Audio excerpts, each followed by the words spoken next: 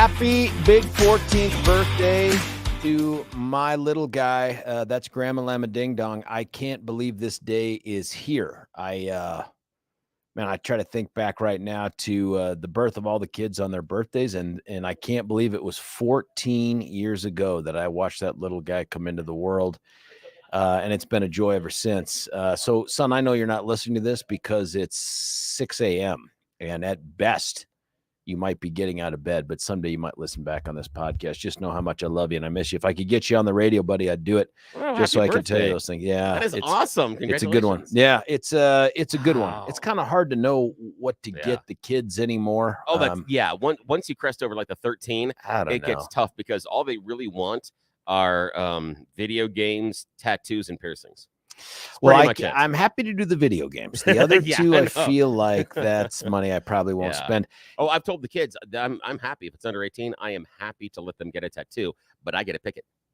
And the location. Exactly. It's going right on your forehead. You are exactly right, sir. I am an idiot right there on the forehead. Yeah. Dad Happy picked birthday. this. Yeah. Yes. A dad with a heart and a little arrow in it, instead of mom right on the cheek. Cuddles and riding around it. I'm sorry. So I don't know. Graham is probably more fastidious, and that's too strong of a word, than the others are. Like, he actually cares about personal hygiene, whereas the other boys are like, they see it not as an opportunity or even an obligation, but more like a surrender. You know what I mean? Like, I gotta take another shower. But so I don't know, clothes or something like that. I mean, he's the big athlete in the family, and I don't know. It's tough. I just want to be able to spend as much time as I can with him, and thank God it's fall break this time. It doesn't always work out that way, so it'll be good. I miss the little fellow when birthday things you got planned and stuff. Probably less today than we would on a weekend. That's the tough part too, is you want to have his buddies over. You want to do stuff with his buddies. And so this is probably going to be limited to family, maybe a close friend. I don't know yet. Cool. But it's just tough because everybody's doing their fall break thing. Exactly. People are out of town, or they're skiing, or they're with family, or family's over. Yeah. It's tougher, but at least he's not in school. That's a challenge my youngest has too, is that this birthday falls right around now. And it is always that fall break thing as far as when the kids are around. Yeah. But it's great. I can't believe it's been 14 years. I feel like, should I have had more kids? No. Yeah, that was the answer. No. And Graham knows this story well too, but we had been done after 3. Yeah. And actually said it out loud to each other. But it turns out you can't just say stuff. Your body's not paying attention to that. The odd thing about that, and this is really weird, these parallels between you and I. Yeah. My wife and I had the same conversation. Yeah. We were like, we were talking about it, and we actually had family come in and they said, we thought you said you were done after 3. And they said, yeah, we talked about being done after 3. However, we kept doing the stuff that causes the kids. Exactly. And oddly enough, more kids. So it's odd how that works. I can't blame it on, well, I was only 22, or something like that. Like Graham was born when I was 40. So it's not like I didn't understand how the birds and the bees and the stork and all that stuff worked. I knew it well. It just ended up being sort of this, and it's a longer story where I won the battle to lose the war. There was a lot of pressure being put on me to have a procedure done that would, blow up the bridge, so to speak. Oh yeah. We had the conversation too. Yep. And I won the battle to not do that. Yeah. And then instantly afterwards, it became pretty clear that my opinion on that matter was no longer valid or sought. Yeah. See, now I like the idea is while you were valiantly fighting the fight, I was just doing the procrastination. I was just like doing okay, we should talk about that. Yeah. I'll have to look into those appointments. I'm going to have to. And she's like, well, we're pregnant again. And I'm like, smart guy. Yeah, exactly. She's like looking at me. I'm like, did you ask her, could it be from the toilet seat? Yeah, exactly. Is there any chance it was not my fault or something? And the weird part is this, that in our family, 3 of our kids are born within 6 weeks of each other. And so birthdays, you mean? Wow. So it's not like we don't have a magic time of the year. There's a special calendar that has a whole month circled where this is Frisky month for Billy. Yeah, Frisky month for Billy. Yeah. and then the rest of the year is a barren wasteland, according to my wife. It's just a lot of staring at each other, It is. thinking about that 1 month of recklessness. I know. That's really what it this is one that I talked about at length on the station across the street way back in the day. Before we found out about Grandma Lamma Ding Dong, it was I don't even know if I can tell the story, but nonetheless, I was asked to fill in once, and it ended up being a huge rain delay. This is on 850 KOA, and I can't believe I just said the letters, but I did. And filling in while there was a huge rain delay for the Rockies, and they were debating canceling. So it was going to end up being like, instead of 2 hours, 4. Oh yeah, I ran Rockies Network for a while. Yeah, I've been involved in that. The Hideo Nomo no hitter, where it was paused for like 12 hours. Yeah, ran that stupid game. Yeah, that is still a scar. A day in between. Yeah. So they were just like, hang out and keep talking till this thing gets done. And I remember whoever the producer was behind the glass. So when you're a fill-in guy, I mean, it all changes. And he's like, well, look, the music's playing. What are we going to talk about? I'm like, I really don't know. He's like, well, you're about to go live. So, I mean, you need to have a plan. I said, well, here's your parachute. I just had this kind of vigorous conversation about vasectomies at home. How about that? And he's like, really? And I'm like, yeah, let's do this. So, of course, I have the conversation on air. And long story short, it turns into, well, I think I've talked about this on the radio. Yeah. I can't remember. And on here, I can't remember. But I started off by saying, hey, listen, here's the deal. We've just had our third kid, all perfect, beautiful, happy little babies. Jeffy had just been born, and it was like a lot of pressure on me to have some work done under the hood. I'm not really anxious to do it, and here's why. I said, first off, there's something called post-vasectomy chronic post-vasectomy syndrome. I said, I looked it up. It was on the internet, so it's true. Absolutely. I said, listen to this description, but first let me tell you that I don't know that it makes anybody better to have this done. I said, for instance, my brother, I said he had a vasectomy after his third. Yeah. And he's losing his hair. He's putting on weight. He just sits around the house on the couch like Garfield. I said, now, yeah, a lot of that predates the vasectomy, but it seems like it's gotten a lot worse. So I tell this story. And then I tell this thing about chronic post-vasectomy syndrome, where if you look it up, I said, let me just read you the description of this. I said, it is the sensation of being struck lightly. And I said, in the testicles. And I said, now stop right there. A woman wrote this. Because there is no struck lightly in the testicles. There's either struck in the testicles or not struck in the testicles. There is no grade of struck in the testicles. And I said, but wait for the rest of the sentence. There's no gradient scale of 1 to 10. Right. It's just I got hit. 1 or 10. That's all it is. And then it's like being pregnant. Yes. There's no like on a scale of 1 to 10, I'm a 2 on pregnant. No, you are either pregnant or pregnant. Yeah. And I said, but wait for the rest of the sentence. A sensation of being struck lightly in the testicles that can last up to, and I think it was 3 months. Yeah. And I said, 3 months. I said, at about 3 seconds, every guy I know is praying for certain death. You know what I mean? Like, kill me. Yeah. Just shoot me. Right kill now. me. End it. End it right now. Yes. And so I had that conversation, and then the phones light up, man. It is 2 hours of solid phones. Wonderful. Good. The very first line, as you know, with the call screen, you get the little description. Yeah.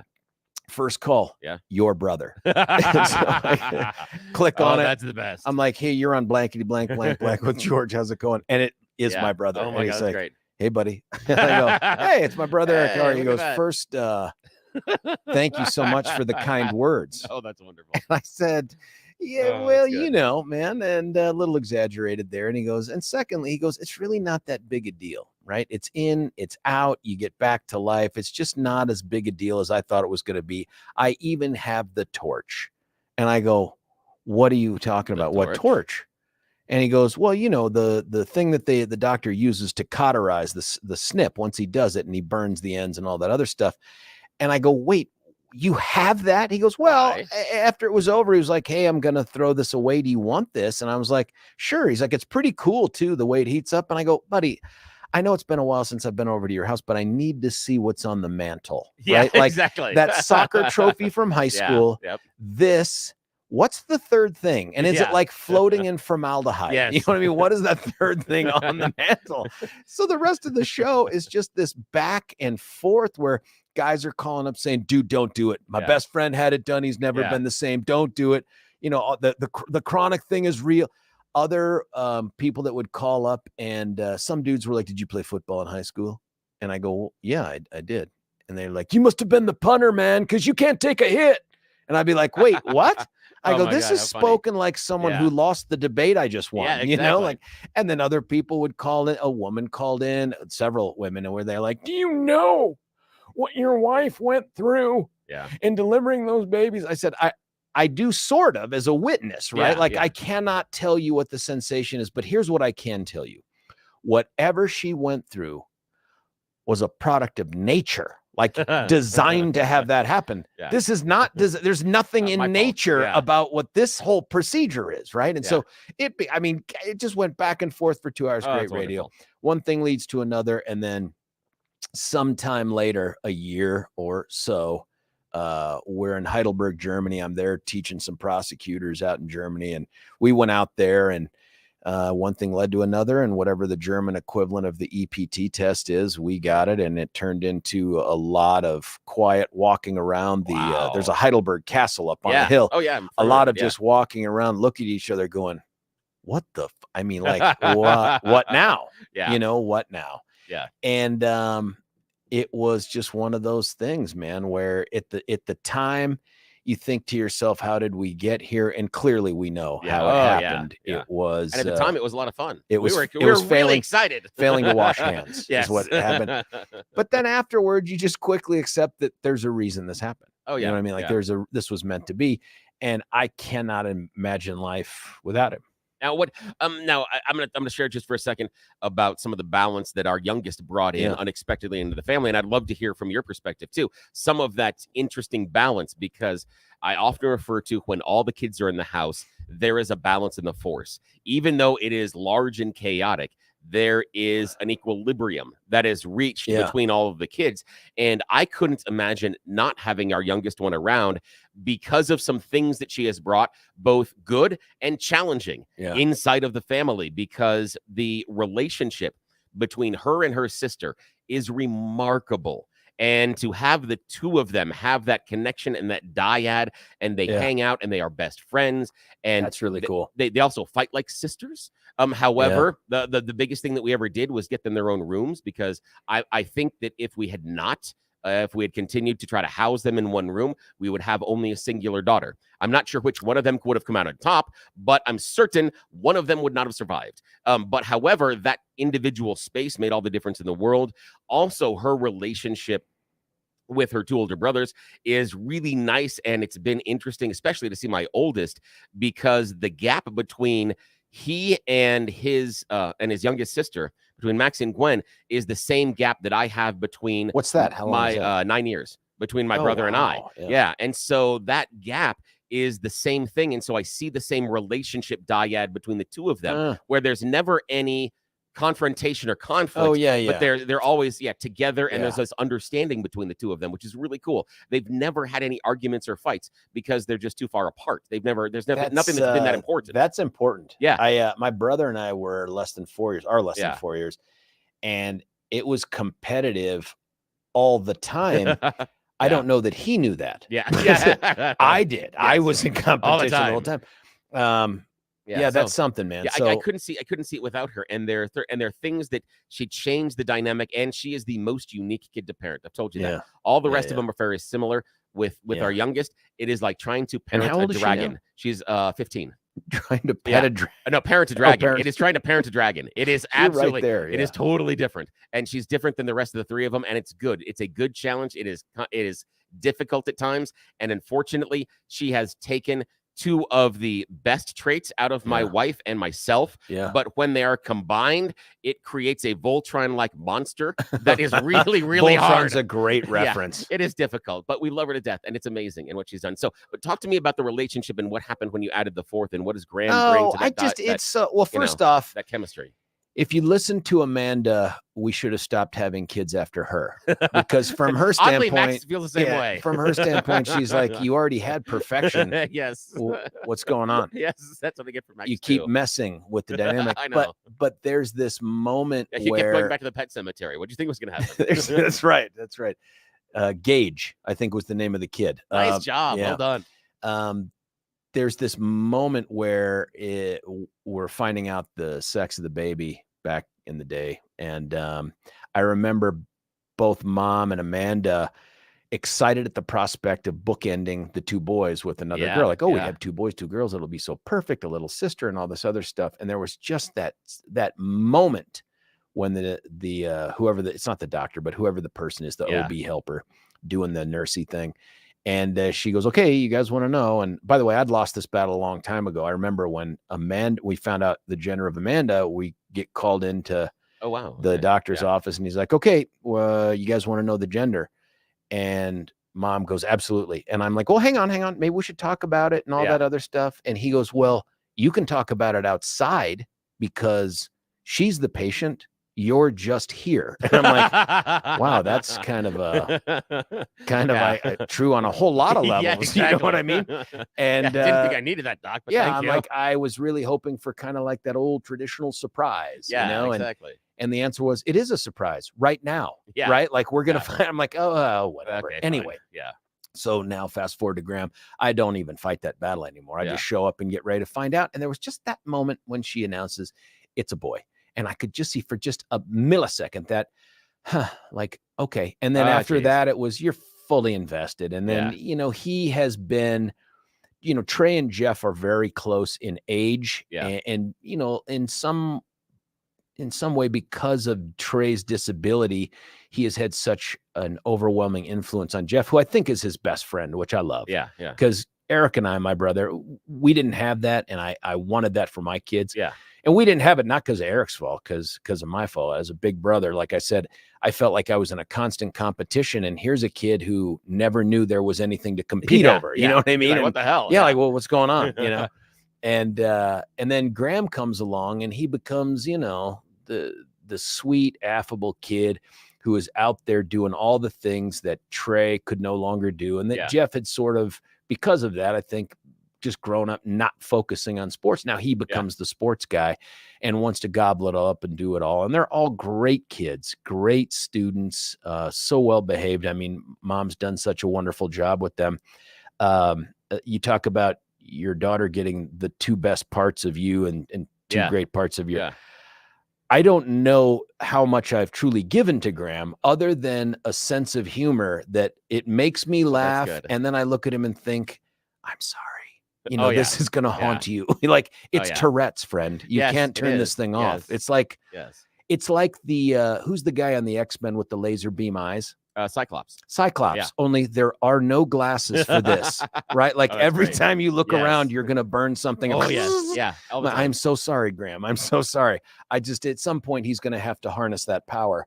But that's it. I think that's probably all I've given him. But it's, I don't know, man. I just can't believe it's been 14 years. I was in my, I was just turned 40 when this happened. And now, of course, I'm 35, which is weird. It is very strange. Yeah. But it's great how that happens. It's big birthday. Yeah. I feel that too, where it's, you look back and you're like, they're this old. They're this. What happened? Yeah. How did we get here? The idea that I'm going to have to start teaching Gwen to drive in like the next 6 months is a little spooky. And that's my job, not my wife's, because one of us is more calm in the car. We're just going to say that.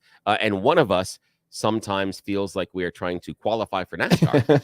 And I love my wife to death, but wow. As long as it's not some kind of a smash 'em up derby. Hey, Dad, watch me pit maneuver this bus. Not at all. But again, she's a fantastic driver. Wow. Graham and I have been playing a lot of games lately at night, like what? Chess or Connect Four. Oh, nice. So chess, dude took me down last week. Ooh. And I think it's the first time. He's like, no. I've won once before. This is the second. I'm like, no, because I don't remember it didn't happen. Yeah, exactly. I can Joe Biden my way out of that piece of history. Yeah. But people are like, well, do you let him win? And I'm like, never once have I let him win. I said, and the reason for that is he would know, as all the kids would. I've played all the kids in chess and taught them chess. he would know. And also the satisfaction they get when they take down dad. Not that I'm a genius at this. It's not like I'm the Queen's Gambit, but I know what I'm doing. It's unmatched by almost anything else in terms of what you can do with a game, because then they feel like I did it. You know what I mean? I climbed that mountain, I did it. Yep. And then of course we go right back and I beat him again. But then Connect 4, 2 nights in a row that we're doing these sort of marathon. And marathon, I'm talking like 7 games or something. Oh, that's good. Yeah. I take an early lead of like, I'm 3-0 on this kid. Yeah. Like he's missing stuff. Yeah. And I can't tell you what happens, but each night in a row, he comes back and wallops me like 5 times in a row. And I'm like, and I'm getting frustrated, and I'm trying not to get frustrated because I'm playing a game with my son. Yeah. You know, and I'm like, dude, go. You have to be the example. Go. Yeah. And at one point I said, okay, I'm all done playing. I'm all right. You won. Yeah, That's great. You know, we do a little pound. I'm like, good job, Graham. And I'm just like, go get it under control. Yeah. Like, oh, that's fantastic. But he's such a good kid. I just, I wish I could see him this morning as he's getting up to do whatever the hell he's going to end up doing. I had that kind of, the kids being better than me earlier on. Not necessarily in the games, in the real world, but it was the video games, because I was a longtime gamer, but I didn't do some of the stuff that my younger kids were doing. And then when I got into playing, Spencer was so much better than I was and still is. So that is difficult. And so I had that kind of ego check a number of years ago. I mean, he is in video games at 10 or so, and can at least best me in most things. There's some things he can't and still can't. Like my driving games, you get me a racing game, you're done. Sorry, done. That's it. You're a car guy. Yeah, video games about snakes, you're done. Yeah, you're done. But there are some other things that we were playing, and he was just housing me, and it was good for him. Are these like first-person shooter types? Yeah. Okay. Yeah, and those are things where his reactions and his anticipation were so much better than mine were at that point, and still are, that he just crushes me. I'm just impressed that you know how the buttons work. I mean, that's the problem is Graham will be like, hey, Dad, let's play MLB or the show or something. And I'm like, there's no chance I could be competitive. I don't know how any of the buttons correspond to anything going. Bring me back the Nintendo, or bring me back even a Sega, for God's sake. Give me something where there's just a half a dozen buttons. The other one is, don't play me in FIFA Soccer, because I will embarrass you badly, and I will not care. I mean, really? I'll put 15 to 20 on you minimum. No problem. No problem. And won't even let up. I will just. This is on your kids. Oh, yeah. Oh, good for you. Even when I play online, I'll play people online, and I'll put 15, 18 on them. Not a problem. I got no problem with that. Because somebody spent some time with the old FIFA Soccer. Yeah, spent a lot of time there. But the driving games, those are the ones. The one thing that, by the way, what's your platform? Xbox, PS, what is it? PS, PlayStation. Yeah. And right now, only playing the previous console, the 4. The kids have the newer ones. Yeah. So go figure. Yeah, I know. I wonder how that happens. The other one was that, but the thing that my son talks to me about the first person shooters, and this is kind of funny, and people will enjoy this. The one thing that I am excelling at, when you're involved in that type of, I'm really good at running away. Yeah, I know. Is that a skill? Yes, it is. Is that a thing? Yes, there is it, and I had, it's something that he actually taught me, and I had to learn. And then once he taught me it, he's like, I should never have told you, because I used to have this idea that once we got into a gunfight, it was a one-on-one, and we were going to have to take this down, and one of us is going to win, one of us is going to lose. And he kept, he'd get to a certain point where I would get his health down to a certain level, and he would just pull back and drop back a little bit more and wait for his health to regenerate. And I'm like, well, what are you doing? And he's like, well, that's how you do this. And so now I run away. And so when my health gets to a point that I run away. Self-preservation, sure. And you can't catch me. Flight. Yeah, he's watched me in competitive matches and watched these really talented people try to catch me. They can't. I'm really good at running away, which is, it seems like very apropos and very much on brand. I'm going to see what's happening on the phone. Yeah, we're already getting calls, which is always a bad sign, because it's usually management saying, what have you done? No one can hear you for the last 25 minutes.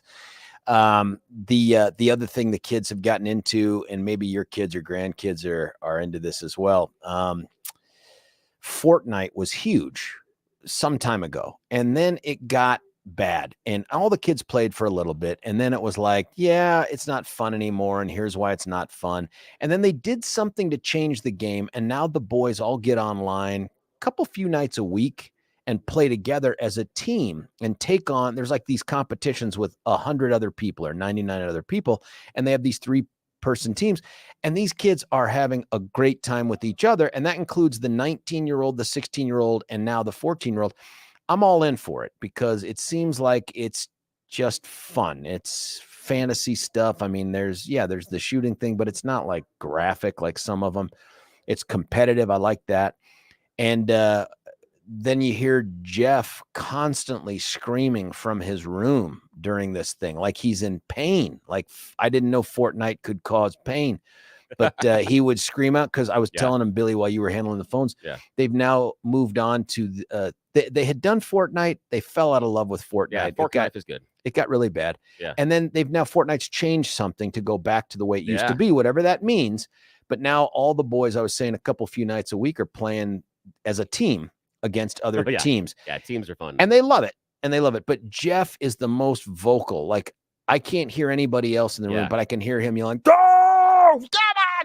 I'm like, what is happening down there? And I'll go, look, and Graham is completely silent, looking at me with the headphones on, like, yeah, what? And I'm like, are you guys playing? He's like, uh-huh.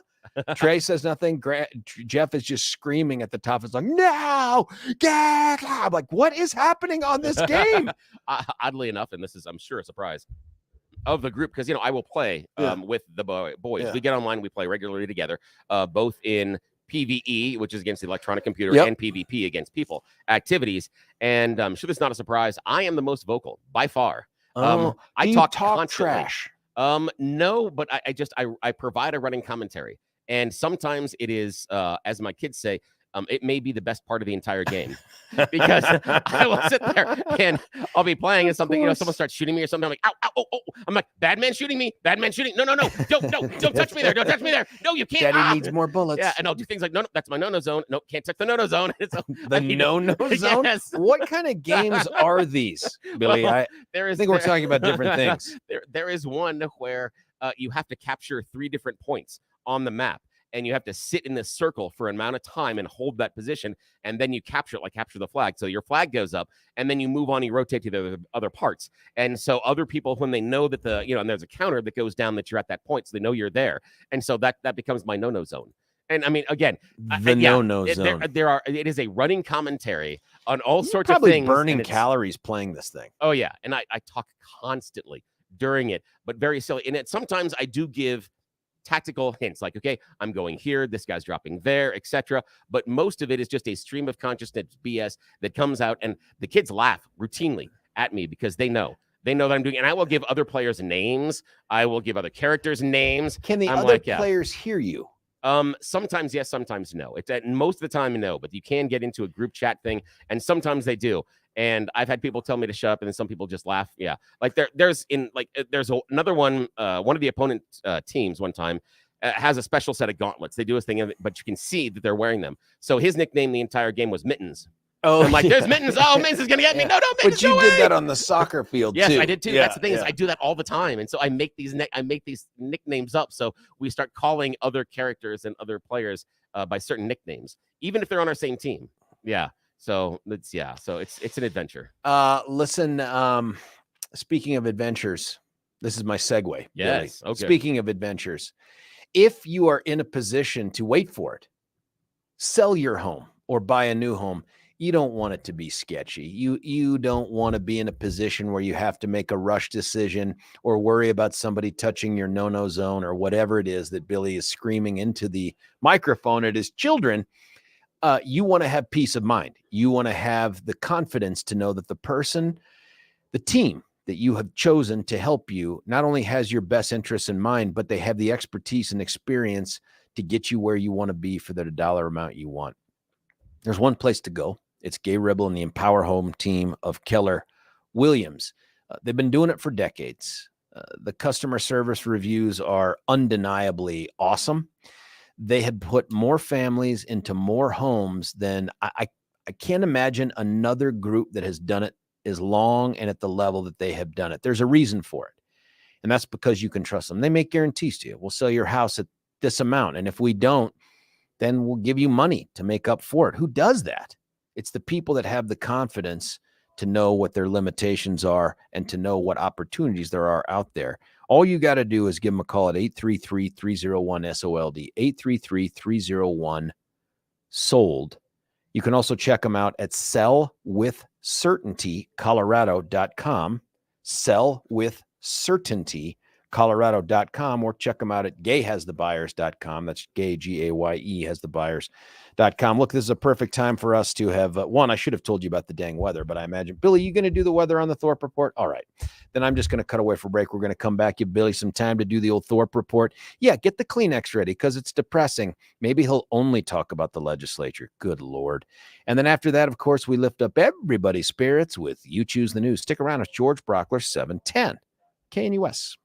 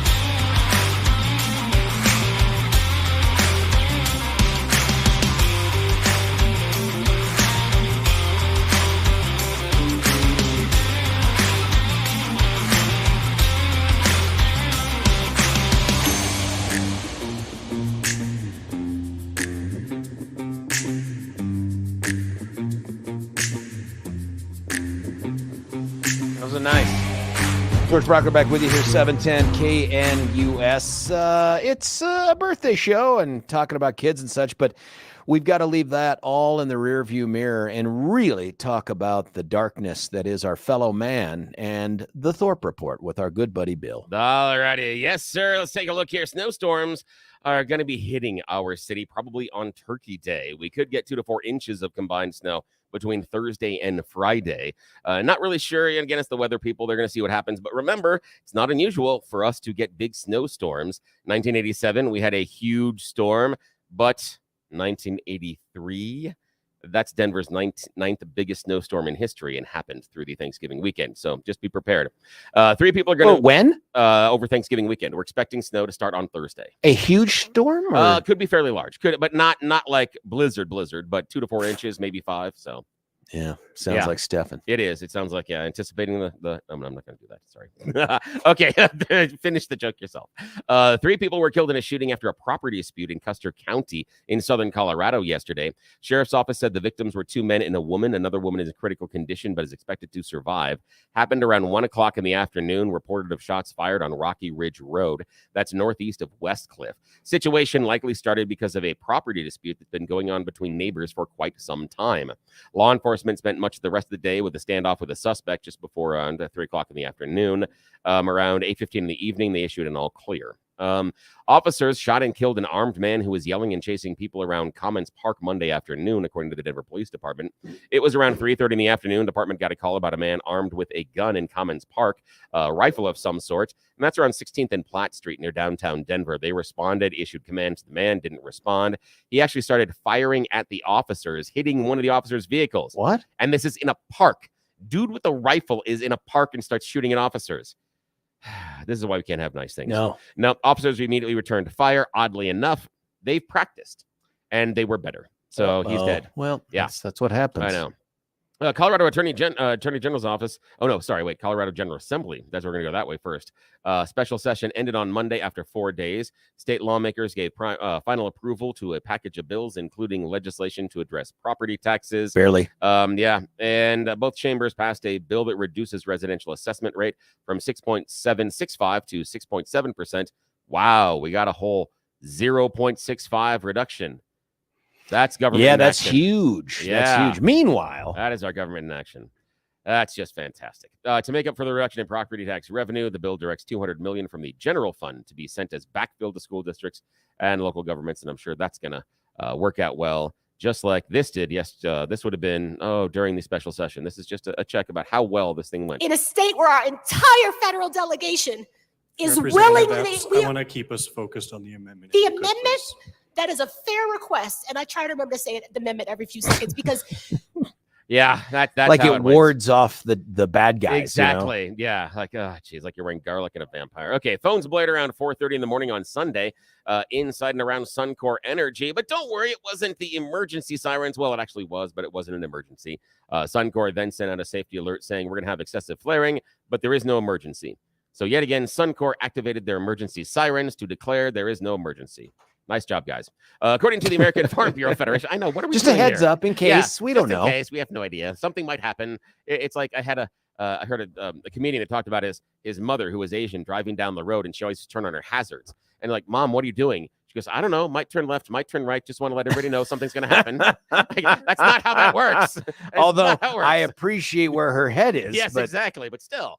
According to the American Farm Bureau Federation's 38th annual Thanksgiving dinner survey, is going to increase a little bit, but down about 4.5% from our highest cost ever last year. Food Bank of the Rockies is feeling and seeing those impacts, and they're saying that they need some more turkeys. They say that basically they've seen about a 30 to 60% increase in people showing up and asking for food on a weekly basis. They used to spend about $400,000 every month on food, and now they're spending $1.5 million every single month. Oh my gosh. So their increase in food at the Food Bank of the Rockies is increased by about $1 million a month, which is crazy. And the National Football League considers Kareem Jackson to be too dangerous. No. He has been suspended for 4 games. No. Yeah. What? His mistake this time, he was thinking that the quarterback is an actual football player instead of a special boy that you're not allowed to even touch. This is crazy, man. Yeah. This is, at some point here, they need to go back to playing football. Yeah, they do. And It's become Tubalo with the quarterbacks. Yeah, it was a hit on Dobbs that wasn't called to the penalty at the time, but retroactively they have suspended him because one of the stupidest things ever. Again, if we're going to do this, give them a different colored jersey and have different rules about how we have to touch special them. lights so that nobody mistakes them. It is not okay for these 350-pound men to smash face first into each other over and over again. Yet if somebody else hits a quarterback who, again, at the time was a runner, he had decided to not play quarterback. He decided to run forward, and that gentleman was hit the same way, the big, giant 350-pounders, but it's not okay if you hit the pretty guy that way. There was a stupid call like this that could have been game-changing last night on Monday Night Football. Great game between the Eagles and the Chiefs. But right towards the end, as the Chiefs were making their drive down the field, possibly to go ahead and win the game, there was a dude that hit Mahomes at full speed. It's like, what's this guy supposed to do? You can't just freeze in place, right? No, it's not like red light, green light. Yeah. And he hits Mahomes, not maliciously, not, nothing gratuitous. Yep. Penalty, personal foul. You remember the old good times of the old two-step rule, where once the quarterback delivered the ball, they were allowed to take 2 steps. That was one of the first reasons. Back when we were still playing football. But that was after you were allowed to assault the quarterback on every play, which is what I grew up with. I mean, you remember those. It was like the quarterbacks these days are so coddled. Here's the problem it has is that less risk of injury, which means longer playing time behind center, which means all of those statistics like touchdowns, passes completed, yards, all that other stuff are in jeopardy, not because you're a better quarterback, just because you can play longer, because people are only allowed to blow kisses to you. Yep, exactly. And again, if we're going to play it this way, fine. Just give them a different color uniform like they do with goalkeepers in soccer. Do it that way, and then we're cool. But that's all I got, my friend. Yeah, that's great. All right, listen, we're going to cut away for a break here. It's 6:47. That gives us really just enough time to tell you about something that new to the show, but I'm pretty proud of this in this way. There are things that happen to us just by virtue of nature, like losing our hair, where for generations, people just accepted it like, well, I guess this is just what happens. And then you suffer all of those things, some internal, some external, where you begin to question, why don't I look as young as my peers or even my brother? Or should I shave my head, not shave my head? I just don't feel as confident. I don't think I look as young and vibrant and healthy, whatever it is. And then along comes Dr. Tanya Pauls and the folks at Advance Hair Restoration, and they say, whoa. You don't have to live with it. You have an option here. And that's what's great about life in America, is you have options. How you exercise those options, that's up to you. But I'm here to tell you that if you're interested in using your hair to help fix your hair, then Dr. Tanya Pauls and the Advanced Hair Restoration people are the way to do it. They have unmatched results. They make you these promises to do things that at the end of the day, you'll look back and say, that I didn't even need that. This has worked out so well. I've got friends that have done this, and the difference is stark. Check them out. 720. Oh boy. 459 hair. My gosh, man. You take your eye off the ball for 1 second, and pretty soon you're like, that's not a number. 720-459 hair, HAIR. Check them out. Advancedhair.com. Advancedhair.com. $250 off and 250 free hair grafts if you call today. Give them a call. Check them out. Advancedhair.com. When we come back, you choose the news. Stick around. George Brauchler, 710 KNUS.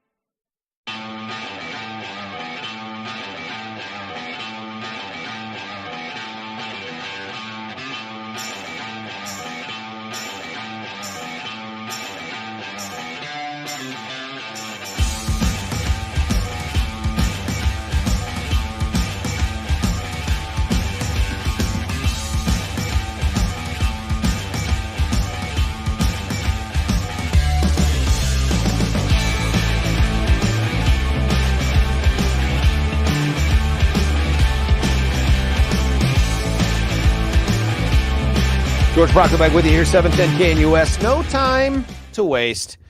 Let's give it up to the big man. That's BT's with You Choose the News. You say no time to waste. It's what we've been doing the rest of the show. Well, that's the prior hour. Yeah, Yes. exactly. Well, that is it, sir. You are right. It is time for us to play everybody's favorite fake radio news game show, You Choose the News, where we have scoured the interwebs for mere moments this morning to find really, really dumb and somewhat offensive stories this morning. That's a hint, too. Then bring to you with really ridiculous headlines to play this fake radio news game because, well, some people don't know we're doing it. Yeah, Those that's people true. in charge, which is fantastic. I love that. All right, sir. Here are your choices this morning. Headline number 1, sharing is caring and completely disgusting. Headline number 2, 52-year-old changes entire industry with one choice. Headline number 3, a subscription plan to keep your toddlers safe. And headline number 4, maybe AI will take our jobs after all. Your headlines yet again is sharing is caring and completely disgusting. 52-year-old changes entire industry with just one choice. A subscription plan to keep our toddlers safe, and maybe AI will take our jobs after all. Good-looking man in his 50s changes industry with... Yes. I hope that's true. Recently, a 52-year-old man changed an entire industry with just one choice. Yes, you're probably familiar with Snoop Doggy Dogg. The 52-year-old musician recently announced that he is done with the smoke. He announced on the Instagram and on the Twitters and the X's and whatever the hell you call it now, that after much consideration and conversation with my family, I've decided to give up smoke. Please respect my privacy at this time. And after Snoop Dogg made that announcement, a large number of cannabis stocks fell on the Wall Street. How much marijuana do we think Snoop was smoking? Because stocks dropped precipitously after Snoop made this announcement. So yeah, their shares of Altria Group, one of the world's largest producers and marketers of tobacco, cigarette-related products, and marijuana, had a significant fall, over 2%, falling Friday just after the announcement. So global cannabis ETF also saw a 3% drop. There were a number of them that saw a drop after Snoop. Now the thing is, he played us. Snoop isn't actually giving up the marijuana. He's actually was doing marketing for a smokeless fire pit and barbecue that you can put in your backyard. So again, he played us. Yes, again, but the cannabis stocks fell. Okay, second choice. Sharing is caring and completely disgusting. Subscription to keep toddlers safe, or maybe AI will take our jobs. AI and jobs. Maybe it will, because afterwards it seems like AI and ChatGPT lies just like the rest of us. A bunch of science hippies got together and decided, what happens if we use AI and ChatGPT to analyze some of these post-operative conditions in these situations? Well, after running it, they found out one of the data sets looked very, very odd, and the conclusions were a little skewed, and they found out that ChatGPT lied. What? The program actually created hundreds of fake patients and outcomes in order to justify its conclusions. So in other words, ChatGPT lies like the rest of us. They're probably taking our jobs. Just saying. Once it can lie. Now, It final can run choice. for office. Yes. Sharing is caring, or subscription? Subscription. Oh, you chose wisely. Oh, boom. The sharing one, that would leave scars. Libertyville, the parents of a toddler who was kidnapped during a carjacking earlier this year found out that you are not allowed to try to retrieve your child unless you have paid the subscription. Yes, what? I know. Now, here's the thing. Subscription to what? They were driving their Volkswagen van, and they were carjacked. And inside the van, after it was carjacked, was their 2-year-old. The assailant drove up and kept going away. They called the police. The police said, yes, that's great. Now, doesn't have one of those Volkswagen tracker things on it. They said, yes, Nexstar. We don't have that. Let's call them and see if they can do that.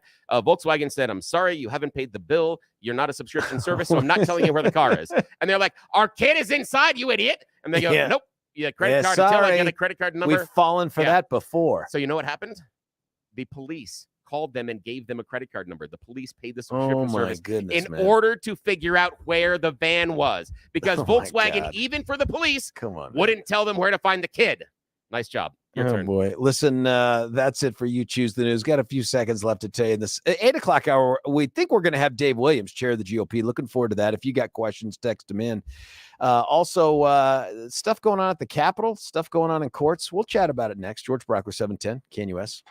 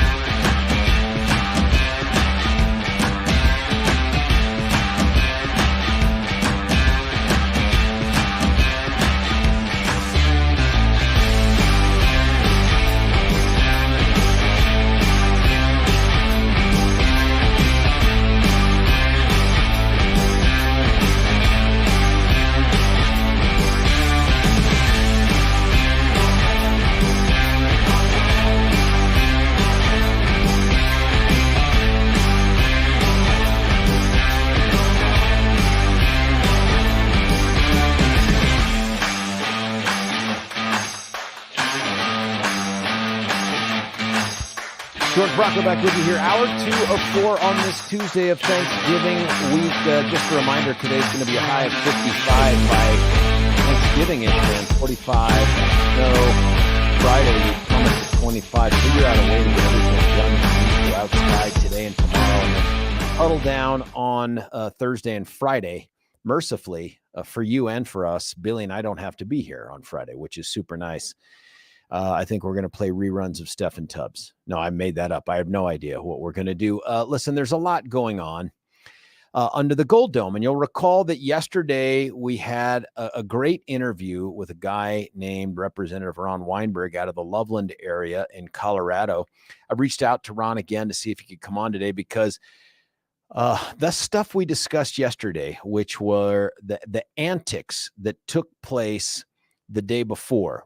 So on Sunday, because, there was this 4-day special session that went on to accomplish almost nothing for property owners who are going to get crushed with taxes, almost nothing, but redistributed a whole bunch of TABOR refunds to people who pay less than you do in taxes, and to provide a whole bunch of earned income tax credits to people who don't earn very much income at all compared to you. That's okay, because that's what the Dems are about, is redistributing wealth. As it turns out, the Dems are also into silence when it comes to anti-Semitic rants by members of their caucus. Now, of course, you know all about Timmy Hamasdez and his prancing around in a suit right in the hours during the assault by Hamas on the unarmed and unsuspecting in Israel, followed by this, just the crazy stuff he says to people on camera. Still, my favorite part of that whole thing was when he says, "With the 3 people that are going to watch your crappy little video," and it's like 3 times a million.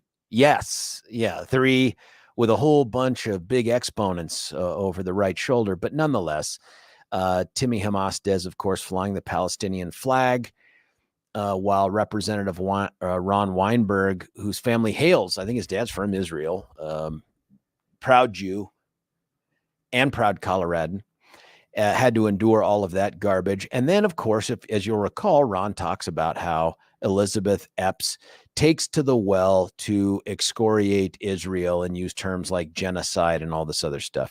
Well, that didn't end on Sunday, by the way, because after we had the conversation, there was a bill making its way through the House, which was, I believe, a Senate bill. And because the governor said, "Hey, everybody, address property taxes," it became important for them to expand food stamps. Yeah, I didn't get it either. But when you're a single party in charge of the entire state government, words don't mean anything and the rules don't apply. So Elizabeth Epps offers an amendment to this funding bill for, I think, ostensibly to expand food stamp benefits, not to property owners, of course, but to people that weren't at all a part of the whole HH thing. Nonetheless, she offers an amendment, and the amendment, which I don't have the language in front of me, and I'm hopeful getting, if not Ron on, and hopefully he'll get a hold of us. I'm going to have Minority Leader Mike Lynch on after 7:30 to talk about the details of this. I'd love to get Lisa Frizell on, but I think she's traveling. I was texting with Representative Frizell earlier, and she's like at the airport right now doing her thing. But I'd love to get the details on this. But here's what's going on. We have some sound clips. Billy's done yeoman's work here, cutting up a 10-plus minute diatribe by Elizabeth Epps, where she offered an amendment to this food stamp bill. Point of order. Go ahead, sir. 45 minutes. Oh, I'm sorry. I'm sorry. That's important. I thought it was 10. No. And then again, I understand why it is because you went through it and you did, and its time begins to bend and it shifts right, because you get sucked down this vacuum of just idiocy and non sequiturs, and it is ridiculous. And the only reason I had to do this because this is important, because yesterday that we were told it was 40 plus minutes. It's 45, and I went and I scraped the previous hours earlier in the day and that session. No one spoke for more than 10. No one else. This is crazy. And she got 45. Okay, I need to sit down and find a happy place. So your turn. So she uses this and by the way, I'm getting a call right now from my son on his birthday, of course. Here, go ahead and take him here. No, Bring that's him okay. right- No. turn the mic over to him. I'll tell people exactly how I can run them through some of the sound that we have. I can do that. I hold on. I will talk to the folks and tell them how the sausage gets made. Okay. I just texted Graham and said, call the VIP line. And so we'll see if he does it. I don't know. Excellent job. I don't Good know if choice. he'll be allowed to do that, but we'll find out. Nonetheless, she wants to amend the bill on food stamps to say it sounds like food stamps cannot be used to purchase food from certain, I presume, Jewish establishments, very specific ones.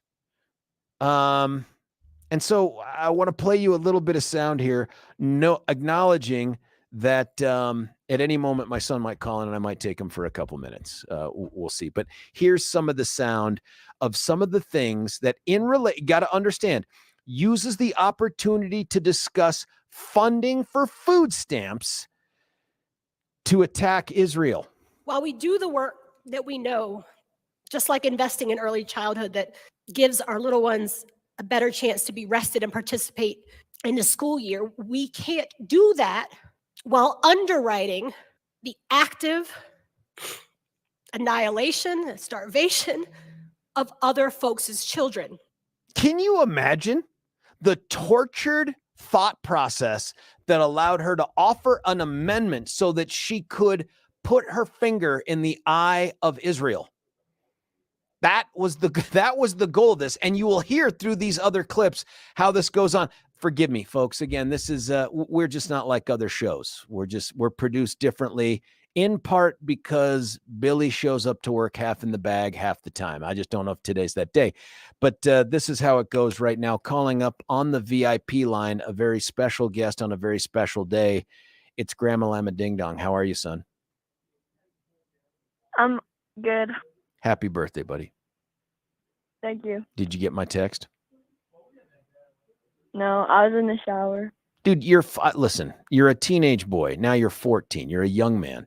I know you're on your phone a lot, just like your brothers are. I sent you some happy birthday wishes and some pictures of you from, it's got to be like 9 years ago, man. And one of them was, on your 5th birthday. Have you not gotten that yet? I don't know. I'll look. Yeah, I was showering. Billy wants to know if you blocked me. It was a long birthday shower. It was. Well, I'm glad you see hygiene differently than your brothers. And that is, you like to shower every day. You like to put on the clean clothes. In fact, you go through clothes too quickly, son. It's a difference. Jeff will wear the same thing for a week. You will wear things. Yeah, you will wear things for a couple hours. It's a weird thing. I don't know if he's changed clothes since his birthday. And his birthday was in August. Buddy, I just wanted to tell you, and I spent a bit of the 6 o'clock first segment talking about you and all this other stuff. I love you, son. I'm very proud of you. I can't believe that you're 14. I just can't believe it. Thank you. Are you trying to go Trey there? I don't know if you recall the call. What do I say? I don't know. I mean, obviously the things that you talk about off air, like you're the most wonderful father in the world. I can't believe how lucky I am. I mean, obviously those are things Dad would love to hear on the radio, but in the absence of that, I guess what you said is plenty good, son. I'm so proud of you, all the things you've done, the things that you've overcome, the challenges ahead. And I just can't wait to see the man you grow into. Yeah. Well, I love you, buddy. I will see you later today, okay? Okay, love you too. Yeah, thanks for calling, son. Love you. Sorry about that, folks. That was just, it's just what I'm going to do, man. I'm at that stage in my life where if I can hijack the airwaves for a radio station in Denver to say some sweet things to my son on his birthday, it's happening. So I'm sorry if that derailed your thought process or if it seemed awfully selfish. It was, and suck it. Meanwhile, I want to get back to this Elizabeth Epps thing. She uses this amendment about a food stamps bill to continue to try to put her finger in the eye of Israel and Jews and really focusing instead on this ridiculous narrative that somehow what's taking place in Palestine or in Gaza is the product of intentional genocide. And you heard that with the annihilation of children and the starving of children and all this other stuff. Well, it gets to the point, and there are some rules, by the way, in the House. I know it doesn't seem like it, and it won't seem like it later. By the way, go out on Twitter and find all of these videos of crazy Liz Epps out there ranting and raving in the House. I'm telling you, they're out there, easy to get to. She has to be reminded by the Speaker pro tem from her own party that she has to stay focused on the amendment that's offered and not dribble off into these tirades against Israel. But she can't help it.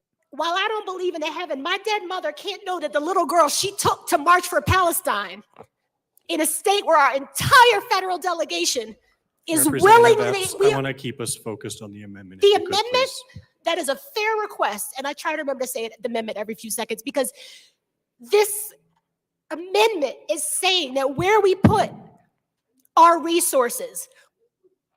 Now think about that. In an amendment about a food stamp bill, Representative Epps is out there trying to discuss her past going to pro-Palestinian rallies with her mother in Washington, D.C.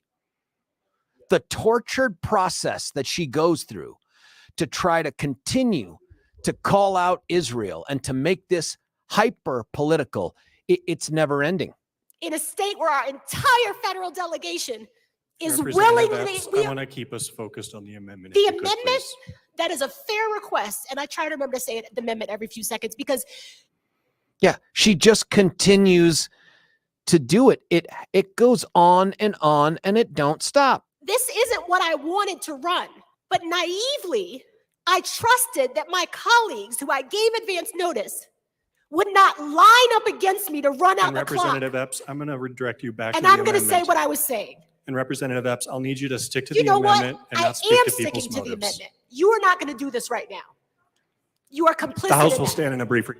Oh, yeah, folks, just to highlight a couple things for you, this is in the middle of a 45-minute verbal vomit session where she's trying to bootstrap her disdain for Israel in favor of Gaza. And I don't know who she's claiming are the victims out there, not probably the Palestinians. But doing that to the point where members of her own caucus, the Speaker pro tem, suspends the conversation because she won't follow the rules. She won't do it. Folks, this is what happens when you have one party rule in our state, and not one party by a vote or two. Now, this wouldn't happen then either.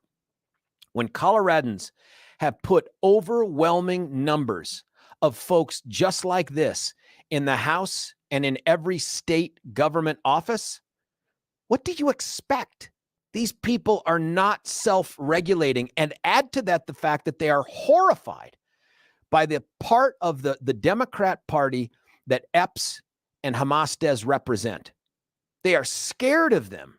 They're scared of their activism. They are scared of what they might do to them. They're also scared of the fact that through their just wanton, willful use of damning language on so many different issues, an intolerance in the name of tolerance, they've painted themselves into a corner where they can't call each other out.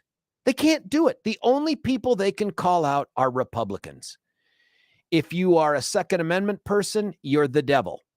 If you're a patriot, you're the devil. If you're pro-life, you're the devil. But amongst themselves, now we're in trouble. What happens when the party in power is just so drunk on its own excesses that it can't control itself? It goes on and on and on. And Epps is unrelenting.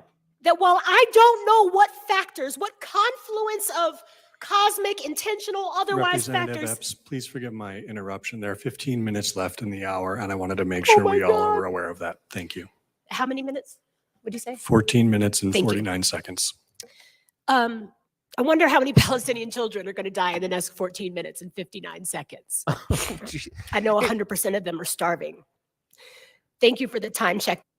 This is in a conversation ostensibly about a food stamp bill that she has offered an amendment to keep Colorado taxpayer dollars, our dollars, from being redirected to people who need food stamps and to keep them from spending it at certain, I presume, Jewish businesses. I don't have the exact language of the amendment, which I hope to get.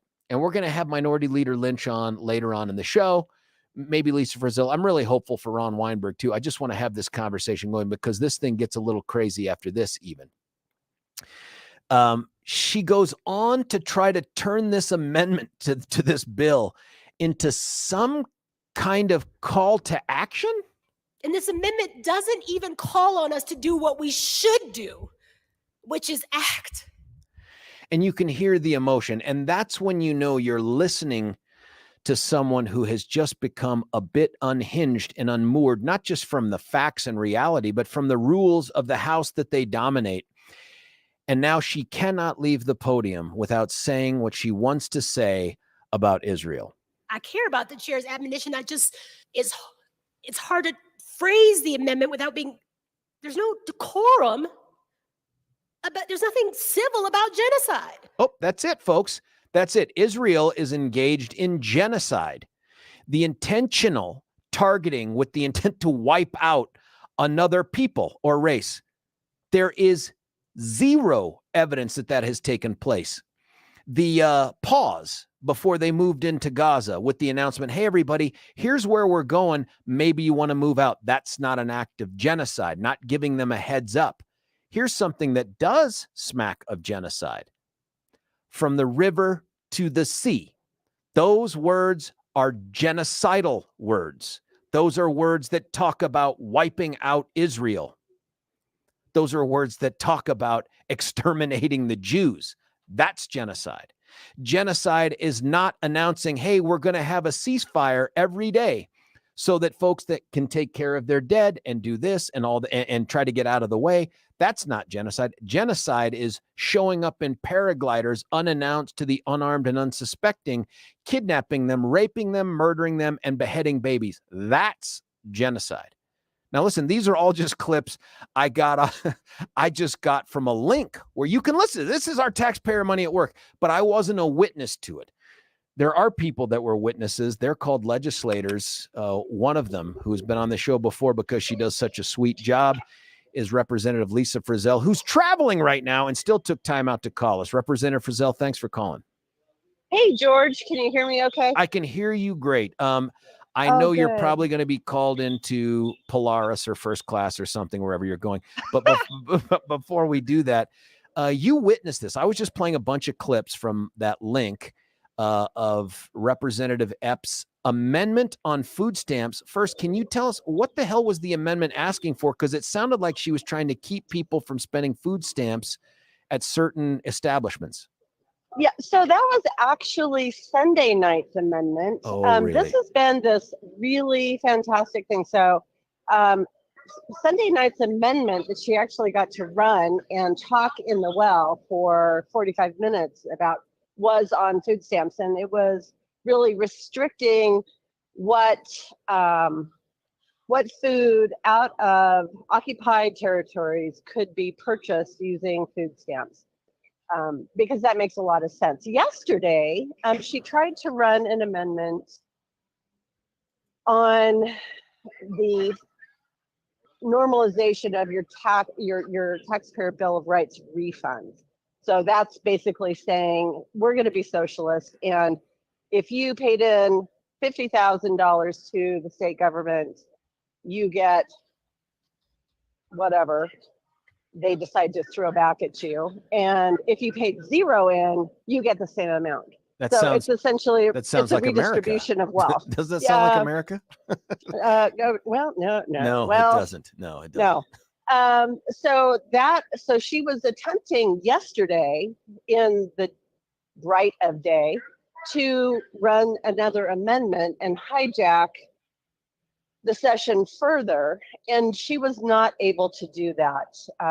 So we were on third readings yesterday, and in order to run a third reading amendment, you have to ask permission, and we vote on it. And she did not receive permission, and so she stood in the well and said, "Now what?" And they said, "You're not able to run your amendment. You're voted down." And she was doing this weird whispery thing. Anyway. And then stage whisper stuff. Yes. Yeah. Yes, exactly. And then she said, well, I support this bill and free Palestine. And she screamed. It was like, free. You have to keep in mind that our favorite pro-Palestinian protesters were back for another visit under the Golden Dome, as is their right. They stood up in the gallery. So this was before she got up. But she had this whole thing staged, George. I believe that she has choreographed her efforts to make a very public statement all weekend long. I believe that. And there was something else though that took place too, right? Like this is part of it. And we'll try to go out and grab other sound. But then at some point, Representative Weinberg, who was on the show yesterday, and Lisa, we're trying to get him on right now. I just haven't heard back from him, but he took to the well to make some comments also. Talk about that. Yeah. So what happened? So she did her Free Palestine thing and she left the well, and that her statement caused this huge eruption of she can't say that. That is against all the rules of decorum. And so essentially House leadership came up with the plan that they would let Representative Weinberg speak for 10 minutes only, and be able to say his piece, if you will, about what has unfolded with her. She goes up to the gallery where the protesters are. And as Ron enters the well, she starts catcalling down, screaming, and interrupts him. Multiple times. About this, multiple times. The thing that is especially egregious about this, George, is that the night before, she hijacked the well.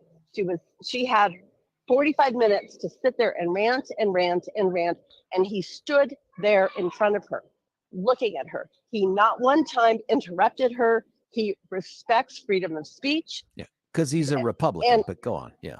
Right. He respects freedom of speech. She did not offer him in any way, shape, or form the same consideration, which was horrible. And she's screaming down, and then things really went south because they couldn't go any further south. I saw images of you and other members of the delegation standing, it looked like, in support of Representative Weinberg at the podium. Was it bipartisan? Was it just Republicans? What was the other side doing? They were either in their seats, off. There were a few that were in the well, but they were not standing with us. I think it would have been really good if they had stood with us, but they did not. They would periodically wander down one by one and shake hands with Ron. Not all of them did this, but some, and just say, "Hey, are you okay?" Because it was very emotional, George. It was a very emotional situation. It was horrible. It was really horrible. What was everyone's favorite terrorist celebrant, Tim Hernandez, doing during all of this? He was off somewhere. He was not up in the gallery with us, but nor was he on the floor. You know, he had to be biting his lip, wanting to jump in. That's my guess with Representative Epps, because this is right in his wheelhouse. Stand up, throw your fist in the air, and scream at someone. Like, that's part of the process.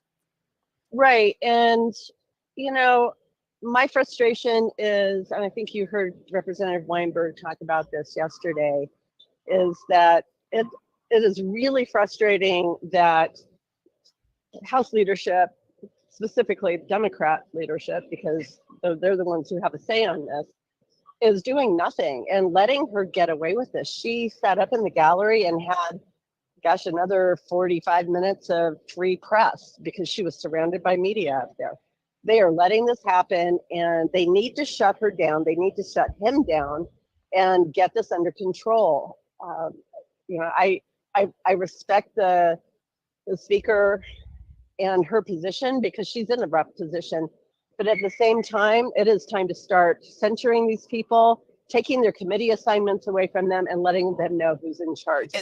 And that's the power that's the power that the Democrat leadership has, is they could strip her of her committee assignments. Yep. Huh. I presume, by the way, Lisa, if it had been you, or you ever dared to do something like that in the exact same manner, just different topic, I presume you'd be stripped of your committee assignments. What do you expect to happen with Epps? If it had been me, George, I wouldn't have been allowed back in the building. They would have taken me out physically. There is a double standard without any compunction. They would have taken me out physically, and I would not be allowed back in the building. That it is a complete double standard. What do I think is going to happen to her? I hope she's censured. I hope that she has committee assignments removed. I have very little hope that any of that's going to happen. Yeah, I don't either. And I'll talk with Mike Lynch after this as well, get his thoughts on it. And then we're going to have, it sounds like, Representative Weinberg in the 9 o'clock hour. I'm anxious to hear his thoughts too, because you got to stand with him. I just can't imagine what he's feeling going through this, being supported by colleagues and then being shouted down and interrupted by a bomb thrower out there whose focus is on everything except relief for Coloradans and property owners. It's focused on, how can I turn this into an issue where I can put my finger in Israel's eye? Yeah, I really shake my head. I just want to say again, Ron handled himself amazingly well. He showed true statesmanship and courage once again in a very, very public setting, in a very emotional setting. And I can't say enough about how her efforts to create division, to just bring unadulterated evil and hatred to the chamber. His words were that of solidarity, unity. We have to work together. This is about the citizens of the state, and we have to do the right thing for the people who elected us. That's statesmanship, George. And he is a very humble person, and he probably will not talk about that, but I want to talk about it because it's important for people to understand what he endured. I think this is sadly foreshadowing of what's coming in just a few weeks. We're going to come back from Christmas and New Year's. You guys are going to get to the work during the legislative session, and I just presume it's going to be this, but every day. I think you're right. I really believe that this is the case. No matter what happens in the Middle East, the genie is out of the bottle with some of these folks. And I believe it's going to be a very, very challenging session. And I believe that we're going to see much, much more of this, perhaps on a daily basis. I think that you can find only a tiny bit of solace in this fact, and that is every single dumpster fire-like thing that takes place, like yesterday, will not be your fault.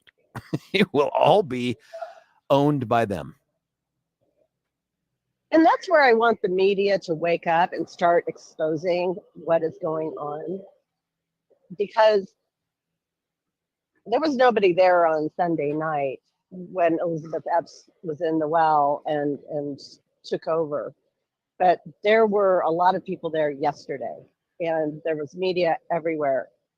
It's a double-edged sword. If they're going to give her the kind of attention in a positive way, that's not helpful. But if they're going to expose her for the charlatan that she is, I'm all for it. It's just, someone just sent me a tweet from the aforementioned Liz Epps. going after Representative Brandy Bradley. Here's what it says. We try to be patient with you because, like many of us, you often tell us about your traumas. You also drink to excess on the House floor and spread violent lies. Oh, yeah. Your projection is exhausting.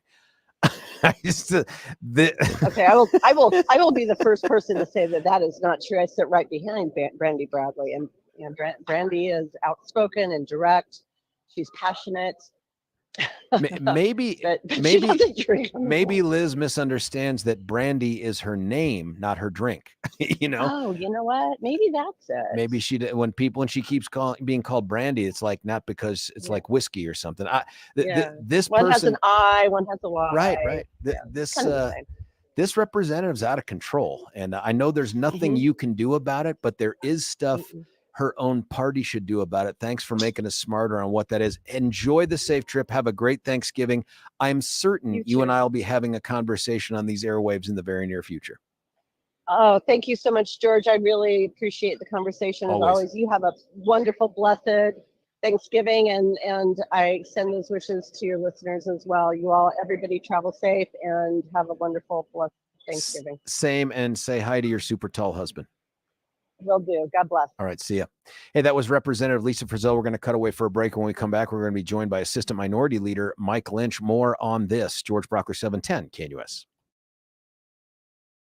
Say goodbye to clutter and hello to convenience when you experience organization transformation in your home. Roll 'em Out Shelves, your clutter transformation experts, create affordable Colorado-crafted organized storage solutions. These custom options will maximize and organize your kitchen and bath storage as Roll 'em Out Shelves carefully designs and builds roll-out drawers to fit your space perfectly to clear the clutter. Contact owners Joyce and Brent at Roll 'em Out Shelves to schedule your free in-home estimate today.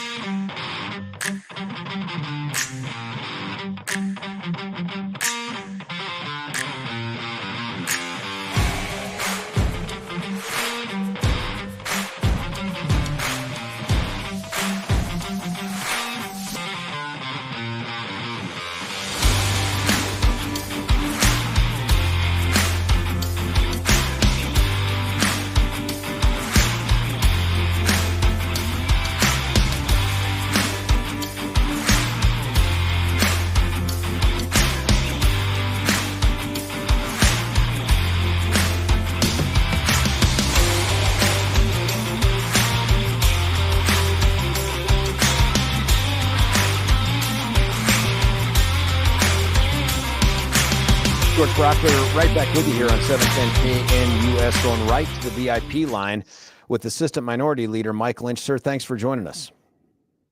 Hey, good morning, George. How are you? Buddy, I'm good. How are you guys in the house?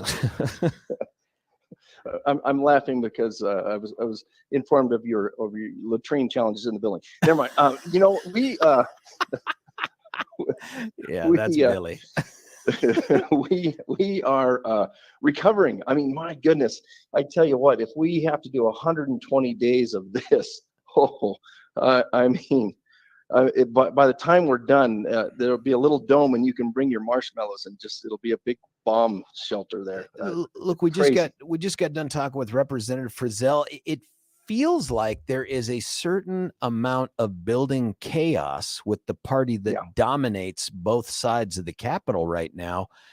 Yeah. Is that just a weird one-off, or is this the future? I don't know. I do have to say, I mean, people like Lisa Frizell are why the Republicans have an argument for why we should have a little more say in that building. But people like that, I got to tell you, I am blessed to work with people like that every day. I couldn't go without saying that. She is a wonderful legislator. So I'm afraid. I am afraid that this is kind of a foreshadowing here, and it doesn't have to be that way. And this is what I will do as a minority leader: is call for, what are we going to do with this person? Because the day before, one of my members went down and just mentioned the fact that, hey, we just had a Palestinian rally here. It just cursorily mentioned it, and he was censured literally for the rest of the day. Yeah. What happens when you're censured? Well, it wasn't a formal action. She just said, I'm not going to call on you anymore the rest of the day. And this was Representative Scott Bottoms, who I went back and looked at the tape, because actually I was using the bathroom at the time, and I said, what did he say? Oh my gosh. And when I looked at the tape the next day, I was infuriated. She just blatantly kicked him out and shut him down for the rest of the day. How about the censure of Liz Epps for her repeated violations of decorum and this nonsense? Yeah, those conversations haven't happened yet, but I'm going to tell you, well, me with the leadership, but we're pushing for that. I mean, you can't do this. I mean, just out of respect for the building, I don't care if that was one of my members. I would be on the side of sanity, but she literally held up the proceedings of your state government at I haven't done the per minute cost, but at $25,000 a day, and that's just the per diem. She held that up for a good, you could give her 2 hours worth of my wasted time. Every rep's wasted time is really the wasted time of 80 to 100,000 people. Ridiculous, absolutely ridiculous. Were you there, Representative Lynch, on the floor when Representative Weinberg was using his 10 minutes as compared to her, if you add it all up, almost an hour? Yeah, I was standing right behind him. We all went down to the well, and stood behind our brother there. He, I don't know where the other Jewish members of that body are, but I know one that is truly standing up for that is Ron Weinberg. And so we went down in solidarity and stood with him. It was emotional for him. He's got family in Israel. This is a real deal. And why the heck are we talking about it in the state of Colorado? I know these people think they're really important, but you're not that important. We are dealing with property tax. Let's deal with what we got to deal with here. You haven't ascended to that level of importance. Quit trying to think you are. And unfortunately, Representative Epps is delusional about a bunch of things, but her ability to affect world politics is really delusional. Some of it too was this just repeated interest in wanting to, and I don't know how often this happens. I'm not even sure how many listeners appreciate how often this happens, where somebody tries to inject an irrelevant, disconnected political issue into a single subject bill, like funding for food stamps, the EBT stuff. I mean, that's what she did. How often does that happen? Not too often. I will say it does happen though, and when it comes to the mining of lithium, we ran some legislation that mentioned where that might be coming from. So it's not uncommon. We have done it, but but we didn't protest and shut the place down because of, lithium mining. But she really shut the place down. And that's not the big deal. The big deal is it was allowed to happen. That's what kills me. If we're going to play this game, let's play it fair. Let's be rational about what we're doing down there and be fair. Be fair. Is it out of fear, Mike? I mean, they're afraid of their Oh, yeah. caucus because it feels like they painted themselves into this corner where they're like, oh Yeah. my God, we can't call anybody out who is part of our team.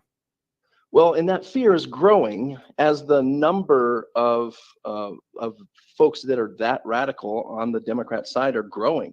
I mean, this is what we say all the time. Like, we know we're not going to be in the majority in a cycle or two, but let's bring some sanity back to that place. Let's bring some balance back. And nothing good happens when it's that skewed. Final question then: anything that's going to happen by way of censure or some other committee stripping thing with Epps? Yeah. Are we going to have to wait until January to find out? Probably, yes. That would be my guess.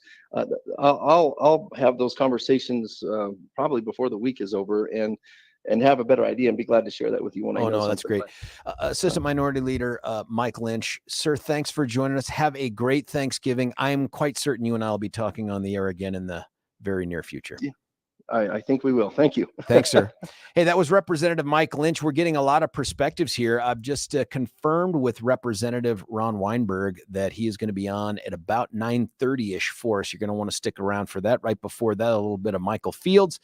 And at 8, I think when we come back, we'll try to confirm this. We're going to have the man in charge of the GOP. His name is Dave Williams. You stick around. We'll wrap up just a little bit in this hour when we come back. George Brauchler, 710 KNUS.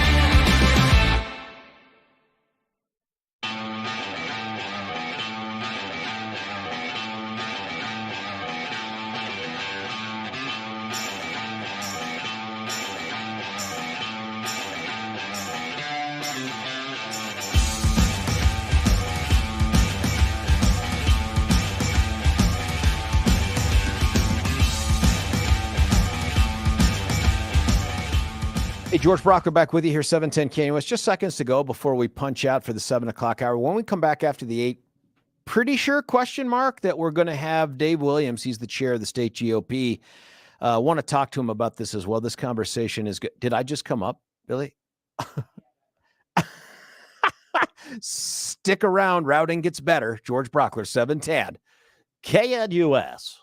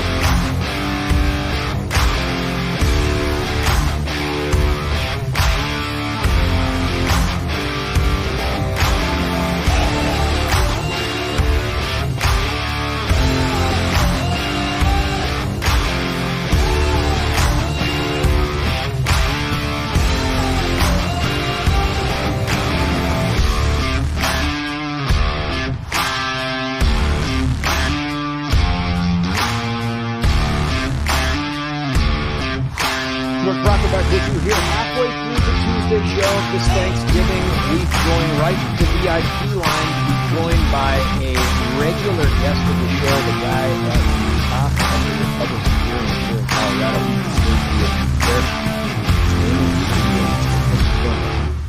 You bet. Thanks for having me, George. Hey, I don't know if you've been paying attention at all, but there was some craziness at the back. Yeah, no, I was. Actually, one of the watch this thing happen in real time. I even saw some of the videos that were on social media of speaking out in the gallery. Now, before we go, I want you to talk about something. This last special session or what it was, how I'm going to get into the Weinberg stuff. I want to forget about the minute ago, you were a member of the House of Representatives. You know how the form works, you know how the rules work, probably have to know where the organization of Weinberg and probably not but give us a little bit of your impression of what this post-discussion is about, what happened. Well, I've been in the myself, so you're right. I do have a understanding about it. Politically, an act of desperation from the governor in the way possibly cases of trying to salvage supposedly about providing immediate temporary tax relief, heading into a general session and more permanent tax relief for property owners. But it kind of went off the rails from the very, very beginning. I don't think it's any secret that the Democrats don't really want to provide property tax relief. They were kind of put into a corner. And when they do want to provide tax relief because they're forced to, they want to try all these convoluted, tricks to raid taxpayer money and, quote, pay for it. Really what they mean is we want to violate TABOR to do it. So, I mean, there's a lot that went on, but, again, it went off the rails because of the Israeli Palestinian conflict that we're seeing right now, and of course the radicals that are in that chamber and the leadership that has to cater to them, and it's all double standard. The Republicans will try to say something good or respond to attacks that they're receiving, and the leadership will shut them down, but they'll fall over backwards to allow people like Epps or Tim Hernandez to get away with bad stuff. We'll get to those two here in just a second. But in terms of the relief package, what I was struck with is the lack of meaningful scrutiny by most of the mainstream media about how little the legislature did to address the exploding assessed values and its corresponding tax hit for property owners. I mean, they went out of their way to shower them with positivity, like they've addressed the earned income tax credit, they've increased that, they've flattened TABOR refunds. Like, flattened is the most innocuous word they could come up with. Redistribution of taxpayer money that came in, and then this property tax reduction, the assessed value, was it some de minimis amount? It was like 0.065% or something like that. It was such a small amount, Dave. I think you'll be able to supersize a single meal for your kids if you go to McDonald's. Yeah, I think that's right. And I think you hit the nail on the head. The press did their best to give a cover to the Democrats and essentially act as a PR firm for them. I remember reading some of the articles. I mean, they're talking about how Democrats are providing tax relief and tax credits to working families and the poor. I mean, they were just fawning over what the Democrats were doing, but they didn't really do much, and it really doesn't help working families as they head into the holiday season and struggle to pay for the bills that they have to pay for. This was a terrible special session where not much got done, but they, of course, are patting themselves on the back as if they, solved world hunger or something. Right. Let's talk about the drama. And this, to me, feels like the product of largesse. Like, this is a party that has such a dominant position in the legislature and in state government that they can't control the crazies within their own party. The things you witnessed that took place on the floor, have you seen anything like it in your long time in the House? No, not at all. That was the first. I thought things were bad when I was in there, because at a certain point we had 24 Republican members. As you know, it's down to 19, but we never had, those kind of outbursts from members. We always had folks that were radical and crazy, but they had the sense to keep it to themselves and not make a scene or a spectacle on the floor, or leave it on was social media. Put your crazy out on social media. Right. I think what's very striking to me was the response from the legislative leadership. I assure you that if Republican, Donald Trump supporters were in the gallery and there were outbursts in the gallery, State Patrol would be in there immediately, and they would have removed them in a second. But in this instance, because they were, Palestinian pro-Hamas supporters, and of course Representative Epps being in the gallery with them, they gave them the royal treatment. They were asking them nicely to please calm down and quiet down, and State Patrol was outside waiting for an order, but that order never came. And that just shows you how there are double standards depending on the political affiliation you have. What should happen to a member who has a tantrum like that? And that's not, again, I saw on social media a lot of people saying they're using all the dog whistles for Elizabeth Epps. I'm like, hang on.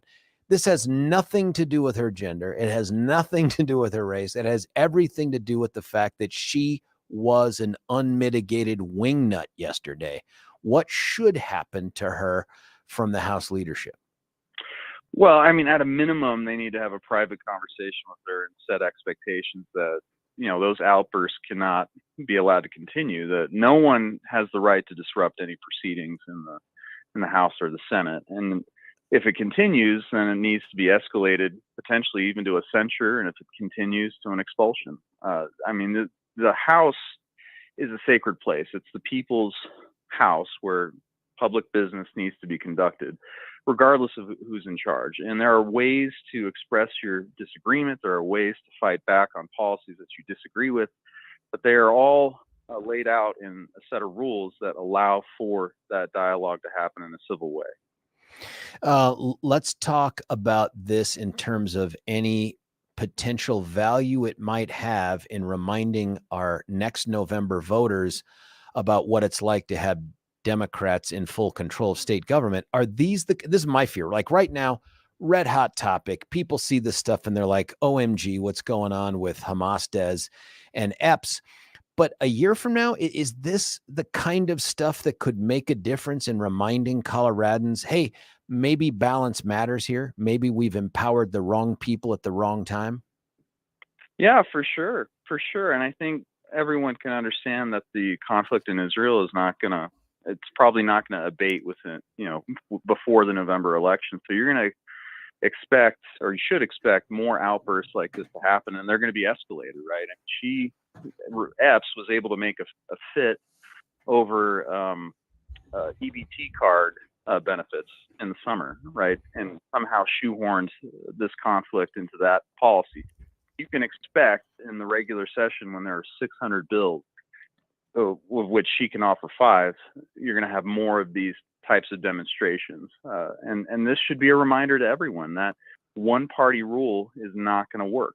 We do need to restore balance, especially when you have a Democrat Party that is okay with attacking Israel, that trying to tell the public in the chamber of the House of Representatives that somehow Israel and the United States are a bunch of violent genocide type regimes, right? That's what Epps said in the gallery. I encourage everyone to go look at the social media feed where she's actually being more unfiltered when she's not at the well. She's attacking people that want to support Israel and demanding. Where is she that. doing this, Dave? It's in the gallery when she's in the audience up on Yeah. the second Oh, floor. yep. When she's like heckling, I can't tell if it's Weinberg or the speaker pro tem, but she's just yelling things out in the middle of his 10 minutes, Yeah. even though she had a combined about an hour. Yeah. I mean, to the credit of the leadership, they were giving Weinberg some leeway to talk about what's going on in the Middle East because she started it and she couldn't handle it. She was heckling with all the other demonstrators that were up there. And if you look at the videos that the press and others took of her heckling folks on that second floor, she's really going into how Israel and the United States are racist, fascist. They support apartheid or genocide. I mean, that's what the Democratic Party believes in right now. And I know this because they're not stopping it. They're not shutting it down. They're afraid that if they do, their base is going to be really mad with them. So Well, that's just it, Dave. You have hit the nail on the head. They seem to be afraid. They seem to be acting out of fear, like they have painted themselves into this corner. They have jumped on and tolerated to every bandwagon that goes nuts on every fringe issue to the point now where they depend upon those crazies for power and they're afraid to alienate them. They don't have any sense of principles here. It's like, what do we do? This is a loud, motivated group. What if they protest us? What if they do to us? It's like they're palsied in their ability to lead. Yeah, no question. I mean, the Speaker of the House, when the demonstration started the first day, she politely asked them to stop numerous times, and then she had the sense to clear the gallery, but she invited them back to the Capitol. I assure you, she would not do that with any right-leaning demonstrators. Pro-life people? The pro-life people Right. would be kept outside. Exactly. Moms trying to protect kids from having forced vaccination or against woke indoctrination policies, and if they demonstrated, they'd be arrested, they'd be in cuffs. I bet the DA from Denver would be filing charges immediately, but these guys, no, they get kid gloves, and that's the difference. Yeah, they do. I hope there'll be consequences, but much like Representative Frizell and Representative Lynch, I am not optimistic that the leadership will rise to that, especially since there's 6 weeks now where people can kind of forget about this. Let's talk about the upcoming election in 24. A couple questions here texted in. Here's a text. And we're talking with Dave Williams, state GOP chair. Is Dave going to support primarying sitting Republican elected officials? Well, no, I don't. We're not in the business of primarying incumbent Republicans. I do know that there is a new provision that we have that if anyone goes through the petition process and forgoes the assembly process, that option is available. But our job isn't to be primarying sitting incumbent Republicans. And is that available to you and the state leadership, or is it just the county party leadership, or both? Both. But we've provided guidance and told people, like, look, this is responding to a very real concern that our members have. So, it's there available for you to use, but use judiciously. Here's another text. The state party spent a lot of money to ensure that Trump is on the ballot in March. Would Dave spend a similar amount of resources on behalf of Ron, Nikki, or Chris Christie? Absolutely. This, I've always told folks that what happened, and by the way, it's still ongoing because they can appeal. What happened was bigger than Donald Trump. If Democrats are able to remove, any Republican candidate from the ballot, like Donald Trump, then they'll do it. They'll do it to whoever they think is ultimately a threat. So we can't have that. It's up to the voters, and let them decide these political questions. Well, I agree with that. I mean, even for the unmotivated Trump supporter, I'm telling you, if the state were to somehow, even through a judge, make the decision to keep one of our candidates off the ballot, and that's an us thing, not a them thing, in my opinion, I think you would find a whole lot of more motivated Trump voters. Like, okay, that's it. Then there's no chance I'm going to roll over and play dead because you decided I can't throw a vote towards someone.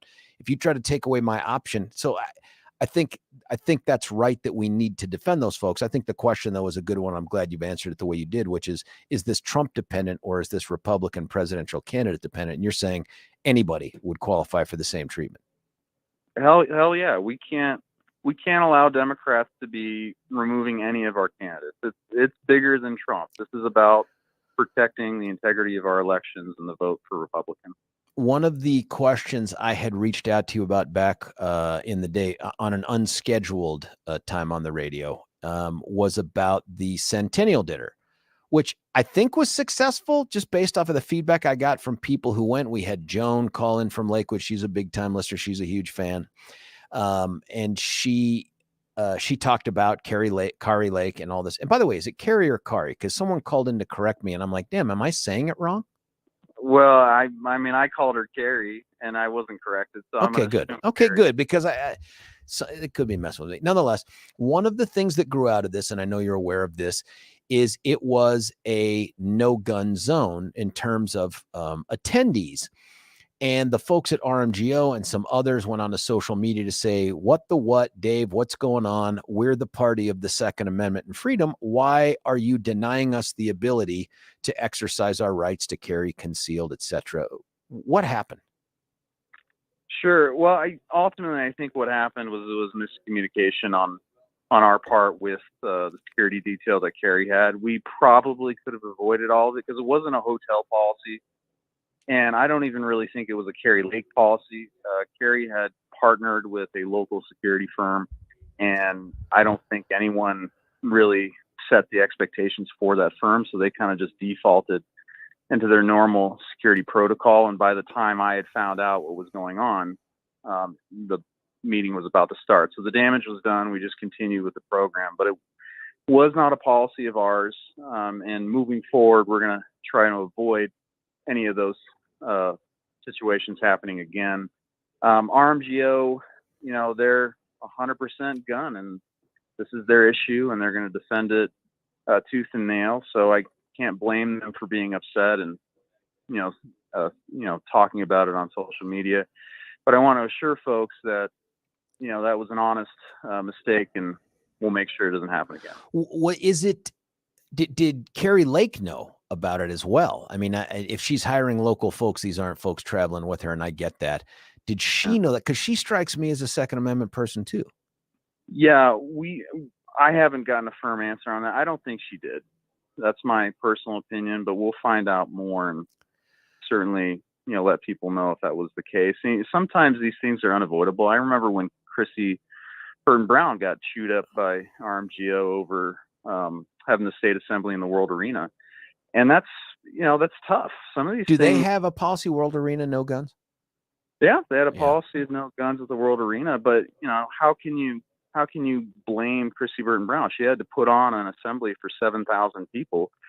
And I guarantee you, insurance companies and World Arenas, or arenas like the World Arena, they're going to have policies to just screen everyone. And I kind of understand it. Was there ever an opportunity in your mind once you became aware of it to simply say, hey, folks, I want to correct something here. If you want to leave and come back with your firearm, you're good to do that. I've just been made aware of this. This isn't us, blah, blah, blah. Was there ever a chance to do that, or had the train left the station and that was it? I mean, it was a gut call by me. The train had kind of left the station, in my opinion.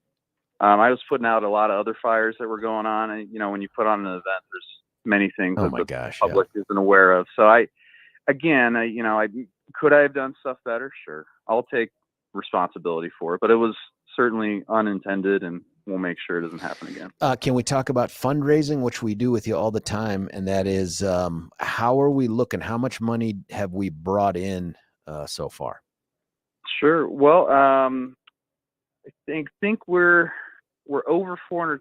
Forgive me, because we're still waiting for some reports to come in, but ballparking it, I think we brought in over $400,000 so far, and we're on track to hit the $500,000 mark that I had set for us. That's great. We're going to try and push it, even further, of course. Is that money that gets spent on local candidates or national candidates? And I'm talking now beyond what we did in supporting the Trump thing and all that.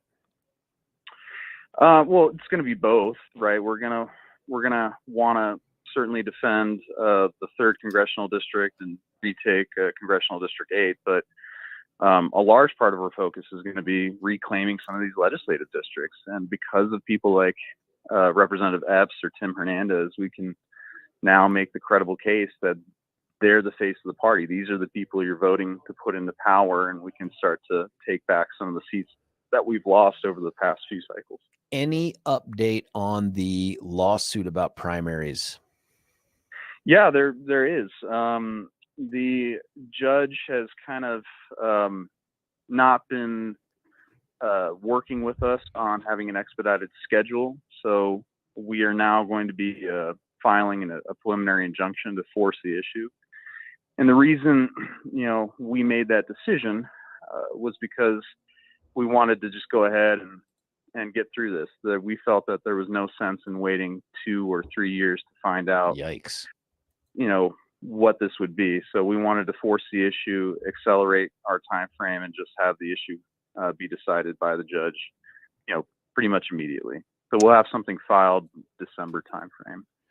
And do you think that will help this along? Like if you had a point in time that the legal experts are telling you, hey, we think we're going to have this wrapped up with a decision by, and I know nobody can control the courts. Best guess. Yeah, I mean, we were, if we didn't do this, we were estimating that we would have some sort of resolution at that first district level by about 2025. And we didn't want to do that. We just decided, let's do a preliminary injunction. Let's get a decision immediately, and that will kind of inform us on what's going to happen. What else is out there on the radar, man? What else is there that these listeners should be thinking about that's coming down the road? Oh boy, caucus, definitely. Well, presidential primary and caucus. Hold on. Sorry, Dave. You brought up caucus. I instantly thought about this too. Did you see that Kent Theory is floating the idea of another ballot thing that will make the caucus and assembly system go the way of the dodo? Have you seen that? Yeah, I have, and it's an existential battle for the Republican Party, not just because we support the caucus, but because what he wants to do is institute a jungle open primary, where there really is no more party nominations. It's just whoever makes the top 4 spots in the first round gets to the general election ballot in November.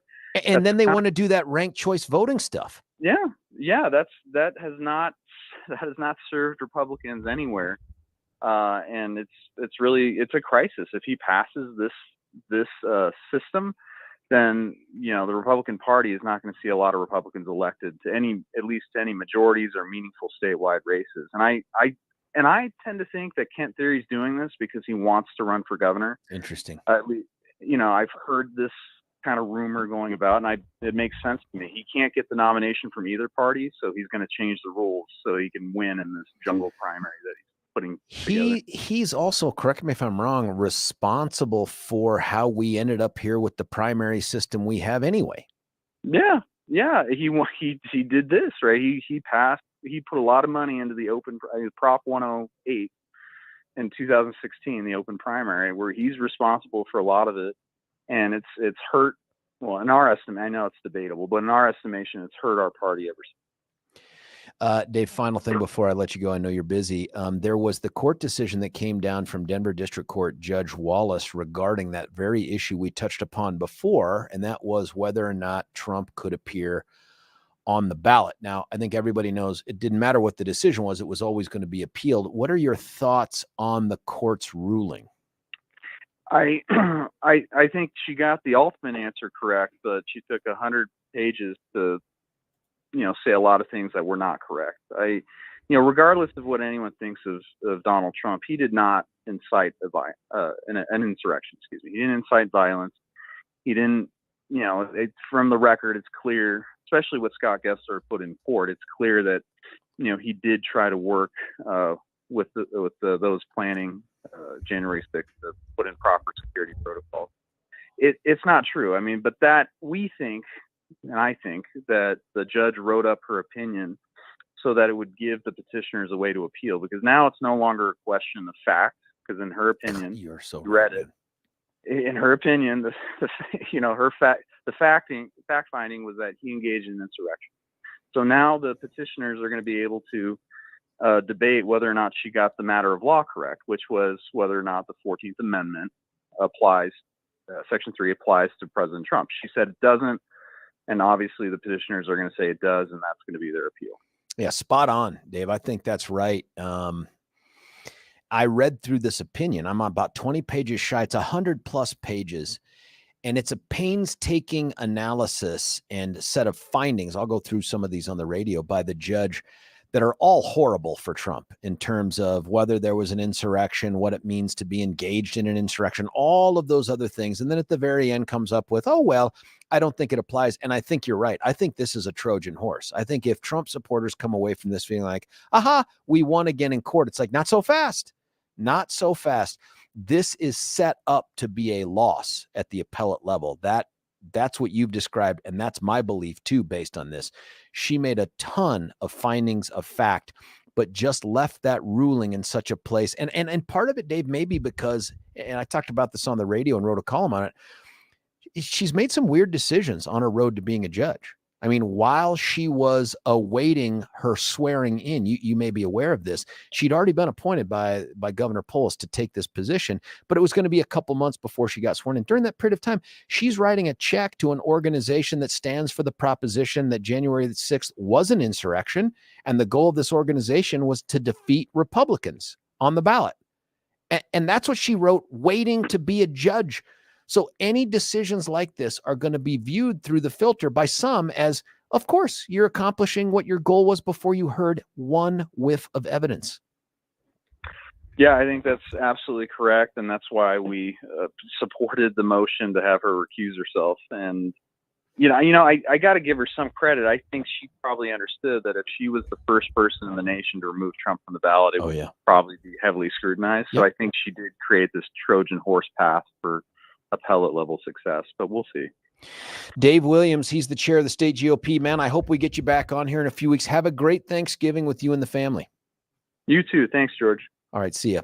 Love it when Dave comes on just to be able to answer a billion questions that I stack up over the weeks in between our conversations. Before I let you go, I want to tell you about my teeth. That's right. It's dentist time, folks. My dentists are Doctors Richter and Snyder at Twin Aspen Dental Center right there off of Parker Road in Stroh. Easy to get to from just about any direction. I brag on them because I use them. I know what they can do. I know what they've done for me. Now, I'm blessed at the moment, knock on whatever this, I think it's wood. I don't know, here at 710 Studios. I'm blessed that I haven't had major issues with my mouth. But I know that the folks that come in there sometimes do, and they all leave with the same great smile that I leave with. These folks do all the heavy lifting. They do the Invisalign, the dentures, the bridges, the extractions, all the other stuff that dentists do. They do it. But what makes them different is it's not an assembly line for them. Their goal isn't volume to make money because they're not part of the big box chain, national chain thing. So if you're doing that, there's nothing wrong with that. I'm sure you're getting fine care. But take a knee from them for a moment. Pick up the phone and call 303-841-7466. 303-841-7466. Make an appointment and just try them on. Man, you wouldn't buy a shoe without putting it on. I'm telling you, don't rely on your current. See what's available out there. And when you do, pretty sure you're going to stick with them. TwinAspenDentalCenter.com. TwinAspenDentalCenter.com. Listen, when we come back, I want to have a conversation with you. Some text coming in, but I'll take the calls as well at 303-696-1971. What did you hear from Chairman Dave Williams from the state GOP? I'll talk to you a little bit more about this opinion too. Stick around. George Brauchler, 710 KNUS.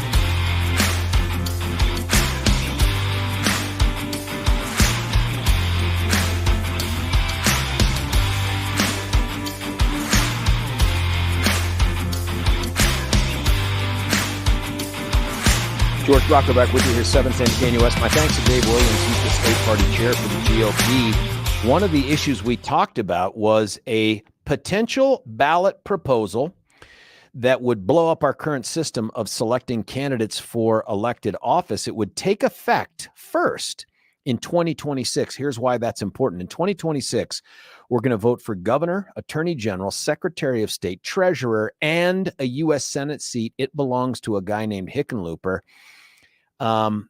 Here's the proposal, and it's by Kent Thiry. Kent Thiry is the former CEO of DaVita.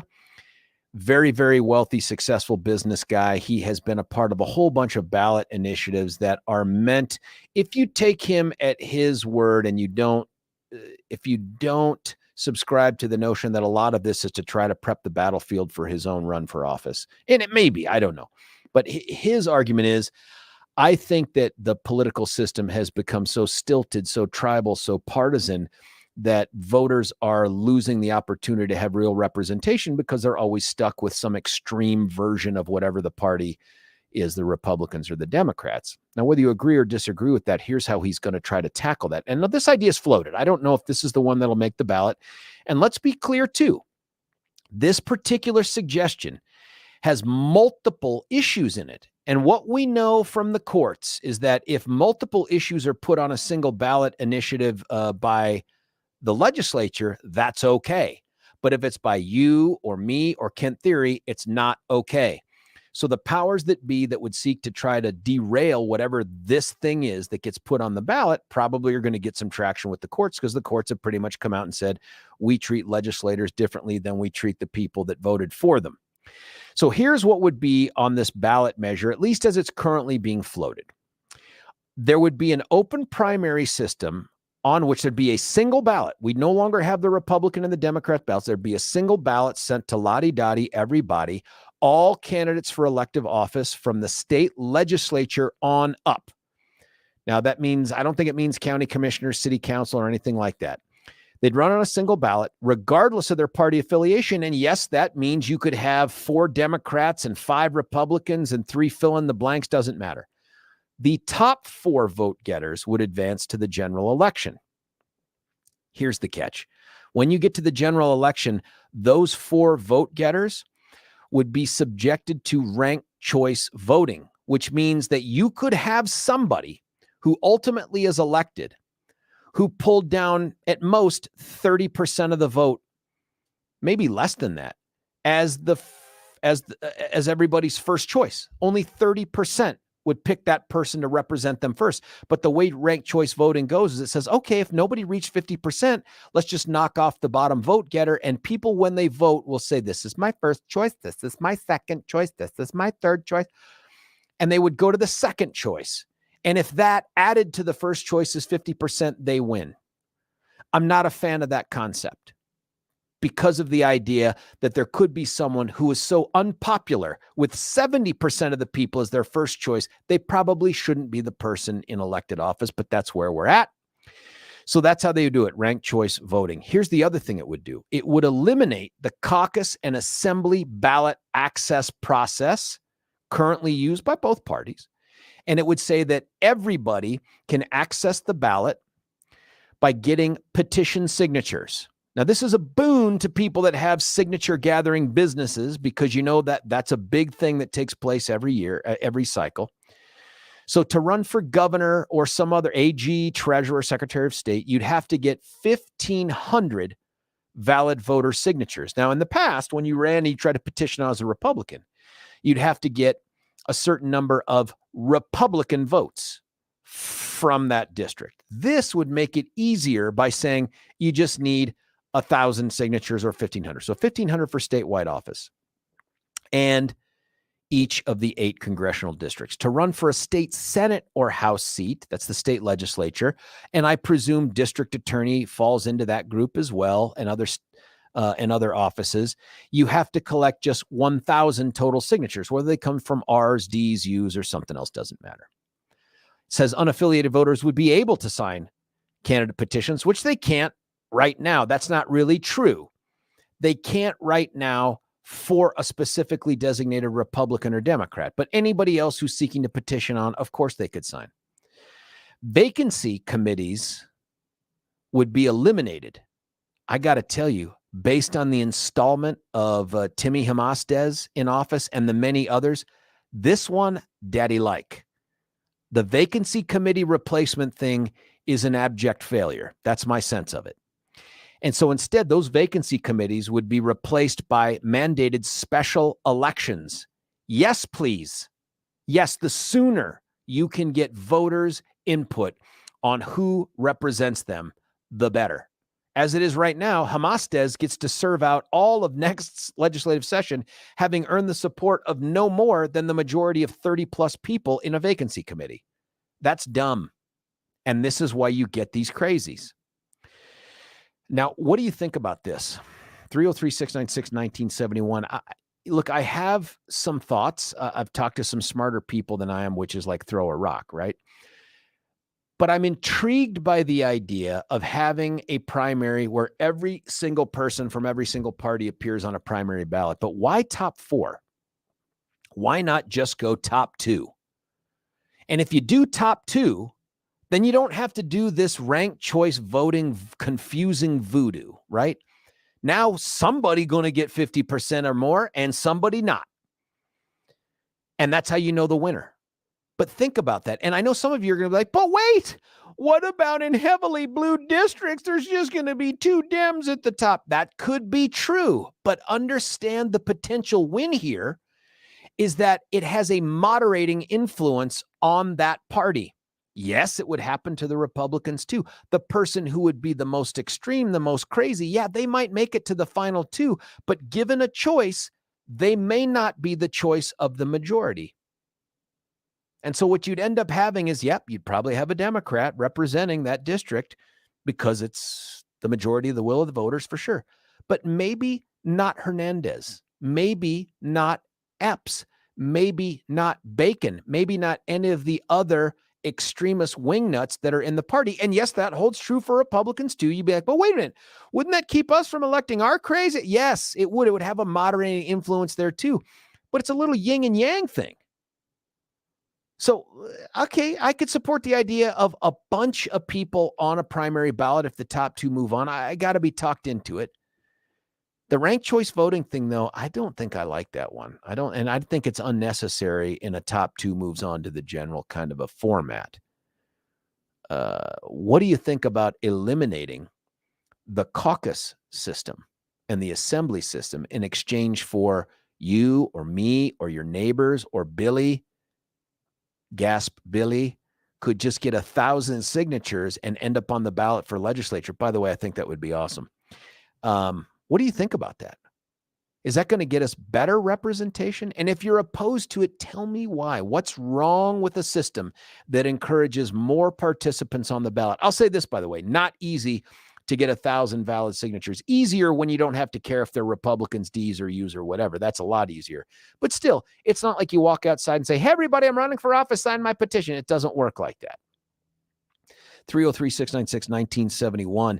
Hey, before we get to your phone calls here in this final segment, I'm going to cut away for a break, but not before I tell you about Roll 'em Out Shelves, another huge small business success story. Brent and Joyce Tolliver, that's the mom and son dynamic duo who have figured out a way to maximize the efficiency of all of the limited space you have in your house, whether it's the kitchen, the laundry, the garage, the bathroom, doesn't matter.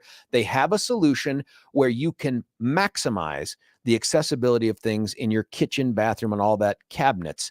I got to get them out to the house. I'm just going to have to wait till after the holidays to do that, or at least Thanksgiving holiday, because I've got some places where I'm like, make this workable for me. And I'm excited with the things that they can come up with to try to get this done. Here's the deal. If you call them and set up for your free evaluation at your home, you get the installation of the first 4 of these things, these roll 'em out cabinets for free. It's an $80 value. That's a great bargain in and of itself, but there's so much more. My guess is you'll talk to them and be like, well, I need way more than 4. I need this many and that many. And they still have the most competitive prices with the absolute best customer service, all 5-star reviews. Impossible, you say? No, not for Brent and Joyce Tolliver at Roll 'em Out Shelves. You can check them out at rollemoutshelves.com. Roll 'em out, M is E-M, rollemoutshelves.com, or give them a call, 303-475-9601. 303-475-9601. Going to cut away for a break. We'll get to some of the texts. Your calls at 303-696-1971. George Brauchler, 710 KNUS.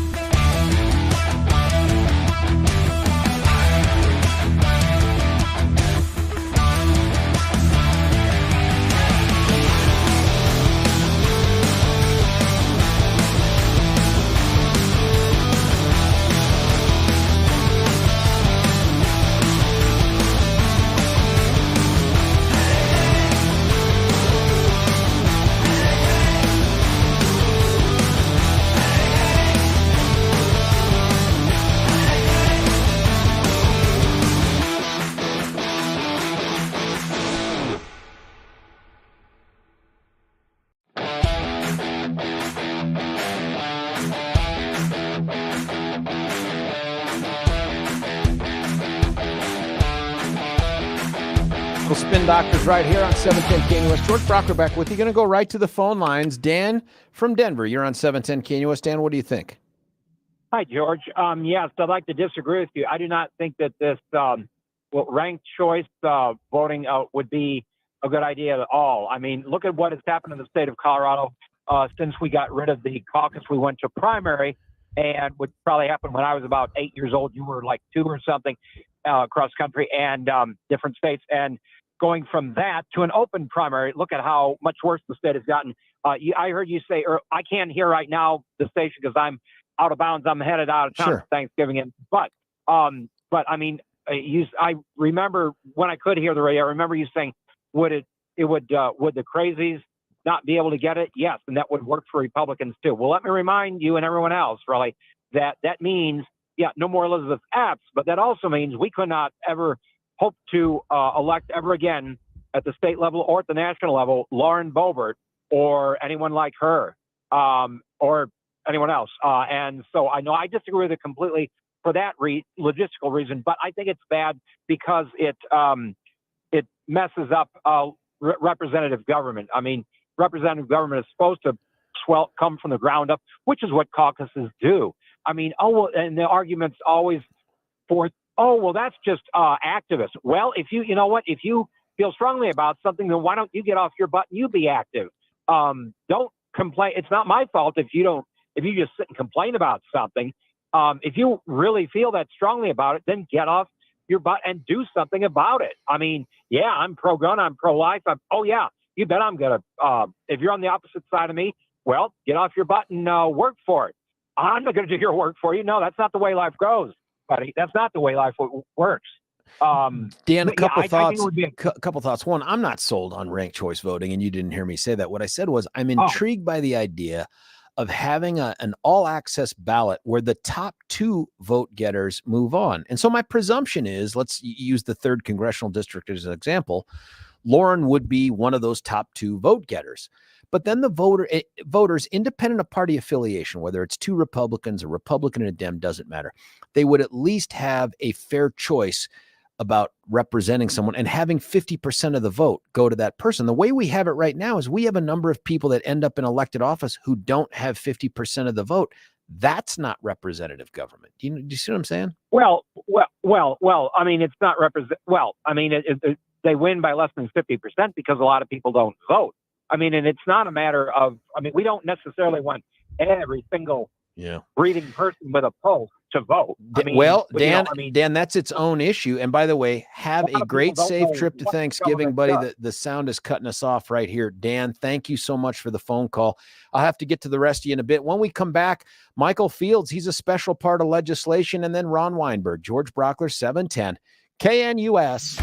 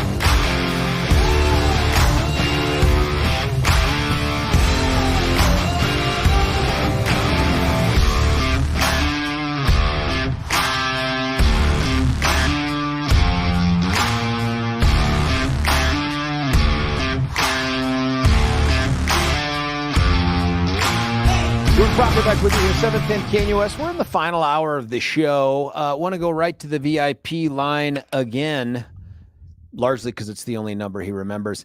It's Michael Fields from Advance Colorado Insitute, a guy who helped crush HH and then got to witness what's taken place over the last 4 days under the Gold Dome as a result. Michael, thanks for joining us. Thanks for having me on, George. First off, are you and the 8 children going to be here for Thanksgiving, or are you? It's 5 children. Yeah, we're gonna be going to my brother's, which I appreciate him hosting when we're a few weeks into this 5th kid exploration here. So What happened to the other 3? The other 3 kids? Yeah, yet to be made. Yeah, I mean, we'll see. We're young still, so yeah, that's what they say. Let's get right into it, man. You helped crush HH, you and KBB and Rose Puglisi, Barb Kirkmeyer. The list goes on and on. It was a big team effort, but a big win. And then the special sessions gets called, which you wanted, right? I think initially, and we all wanted. I think initially we thought this could all been taken care of during the regular legislative session. Of course, that was never going to happen. They lose decisively at the ballot. They call the special session. What's your sense of how it turned out? I think if the goal was to provide property tax relief, that didn't happen during session. Yeah, we did want them early on to call a special session or just deal with it during normal session because, as we have said, the only reason that HH was on the ballot was to take TABOR refunds. All of the drops to rates, the caps, any kind of reform could be done without going to voters. Well, they brought back the special session and, we ended up with pretty much on the residential side, the exact same small drop in the assessment rate. And, I think about it just as individuals, I'm going to have an over 30% increase to my property tax. Oh my God, buddy, right? That's epic. You have the speaker, you have the governor, congratulating themselves, talking about how proud they are, keeping people in their homes, et cetera. I think people are going to be shocked when they get their bill next year and it is 30% higher. Some of the mountain towns be 50% higher. This is not real property tax relief. And so I think in that way, the special session was a failure. Well, in that way, but in what ways was it a success? They did a whole bunch of other things unrelated to this exploding assessed value of property and the correlating taxes, like, renter this and EITC this. Talk us through that. What are your thoughts? Yeah, I mean, I think they did a lot of stuff in order to get some of these Democrats to vote for the main property tax bill, right? These people came back and all that stuff. You can have that debate. I think that debate should happen during the normal budget process, right? They come in for 3 days. There was supposed to be property tax relief, and they go and do all these other things that I think should have a longer process within the budget. But I think ultimately that was just, hey, will you pass some renter stuff and some earned income tax credit in order to make sure that they had enough votes for the main bill, which again, just didn't do a lot of relief. And so the good part was just that it was a little bit of relief, right? I guess it's better than nothing. I think the bigger part was that they didn't use TABOR refunds to do it. When they first started talking about drafting these bills, they were going to go and take our TABOR refunds anyway. And they backed off of that part of it, which I think was good and such good precedent for later, saying stop touching our TABOR refunds when it comes to any kind of property tax relief. It should be a straight, clean cut. The cut isn't big enough, which is why we're going to go to the ballot next year and actually fix this. But ultimately, they want to say there was a win, and it really wasn't. There was something else though that they did, and I don't know if you and I disagree on this or not, but they went ahead and flattened out TABOR refunds to redirect taxpayer monies to those who paid less into the system than those who paid more into the system, which was the intention of TABOR as it sits in the Constitution. What do you think about that? Yeah, I mean, I don't think I don't support it as in I would go and vote for that.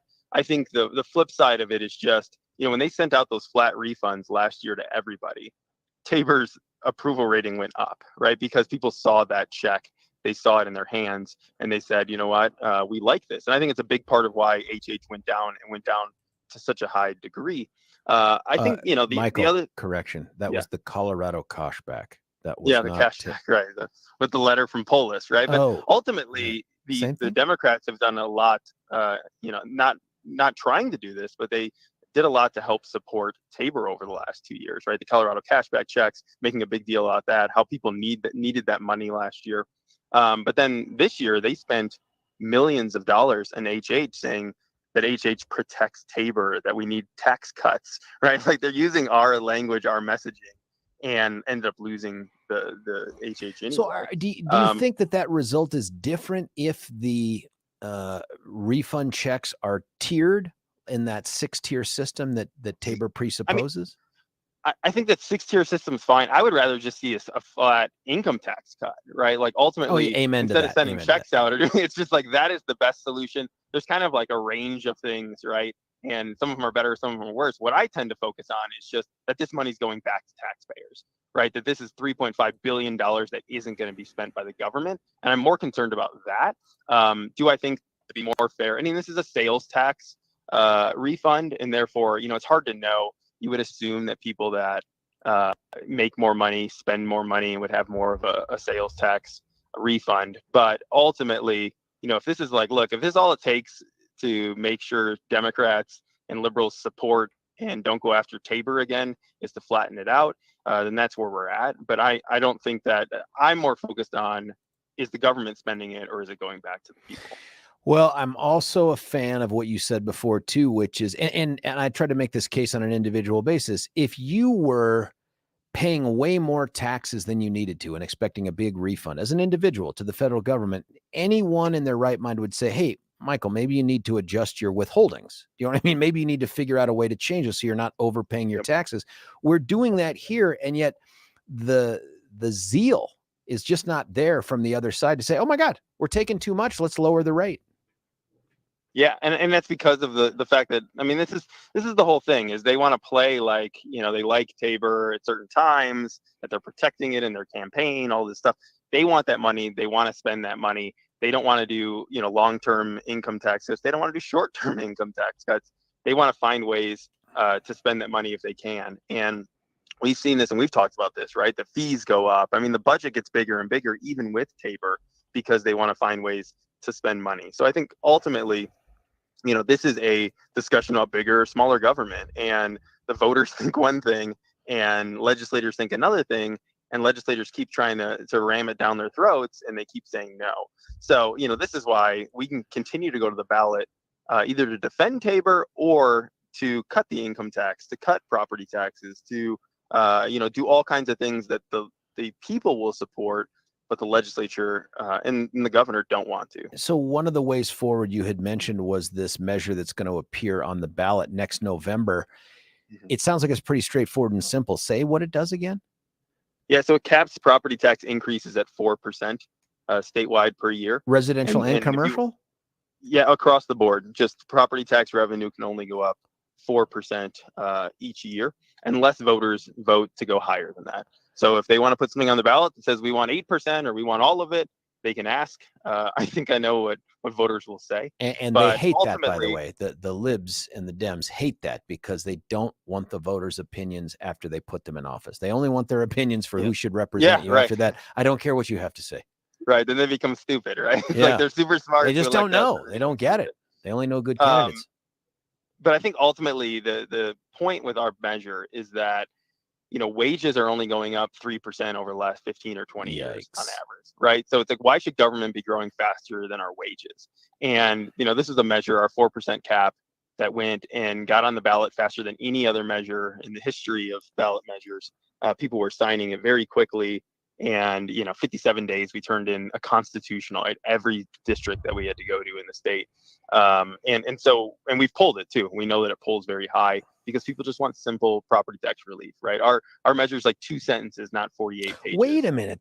But that's not right. You have to have multiple issues jammed into a book-like proposition. I don't understand. Yeah.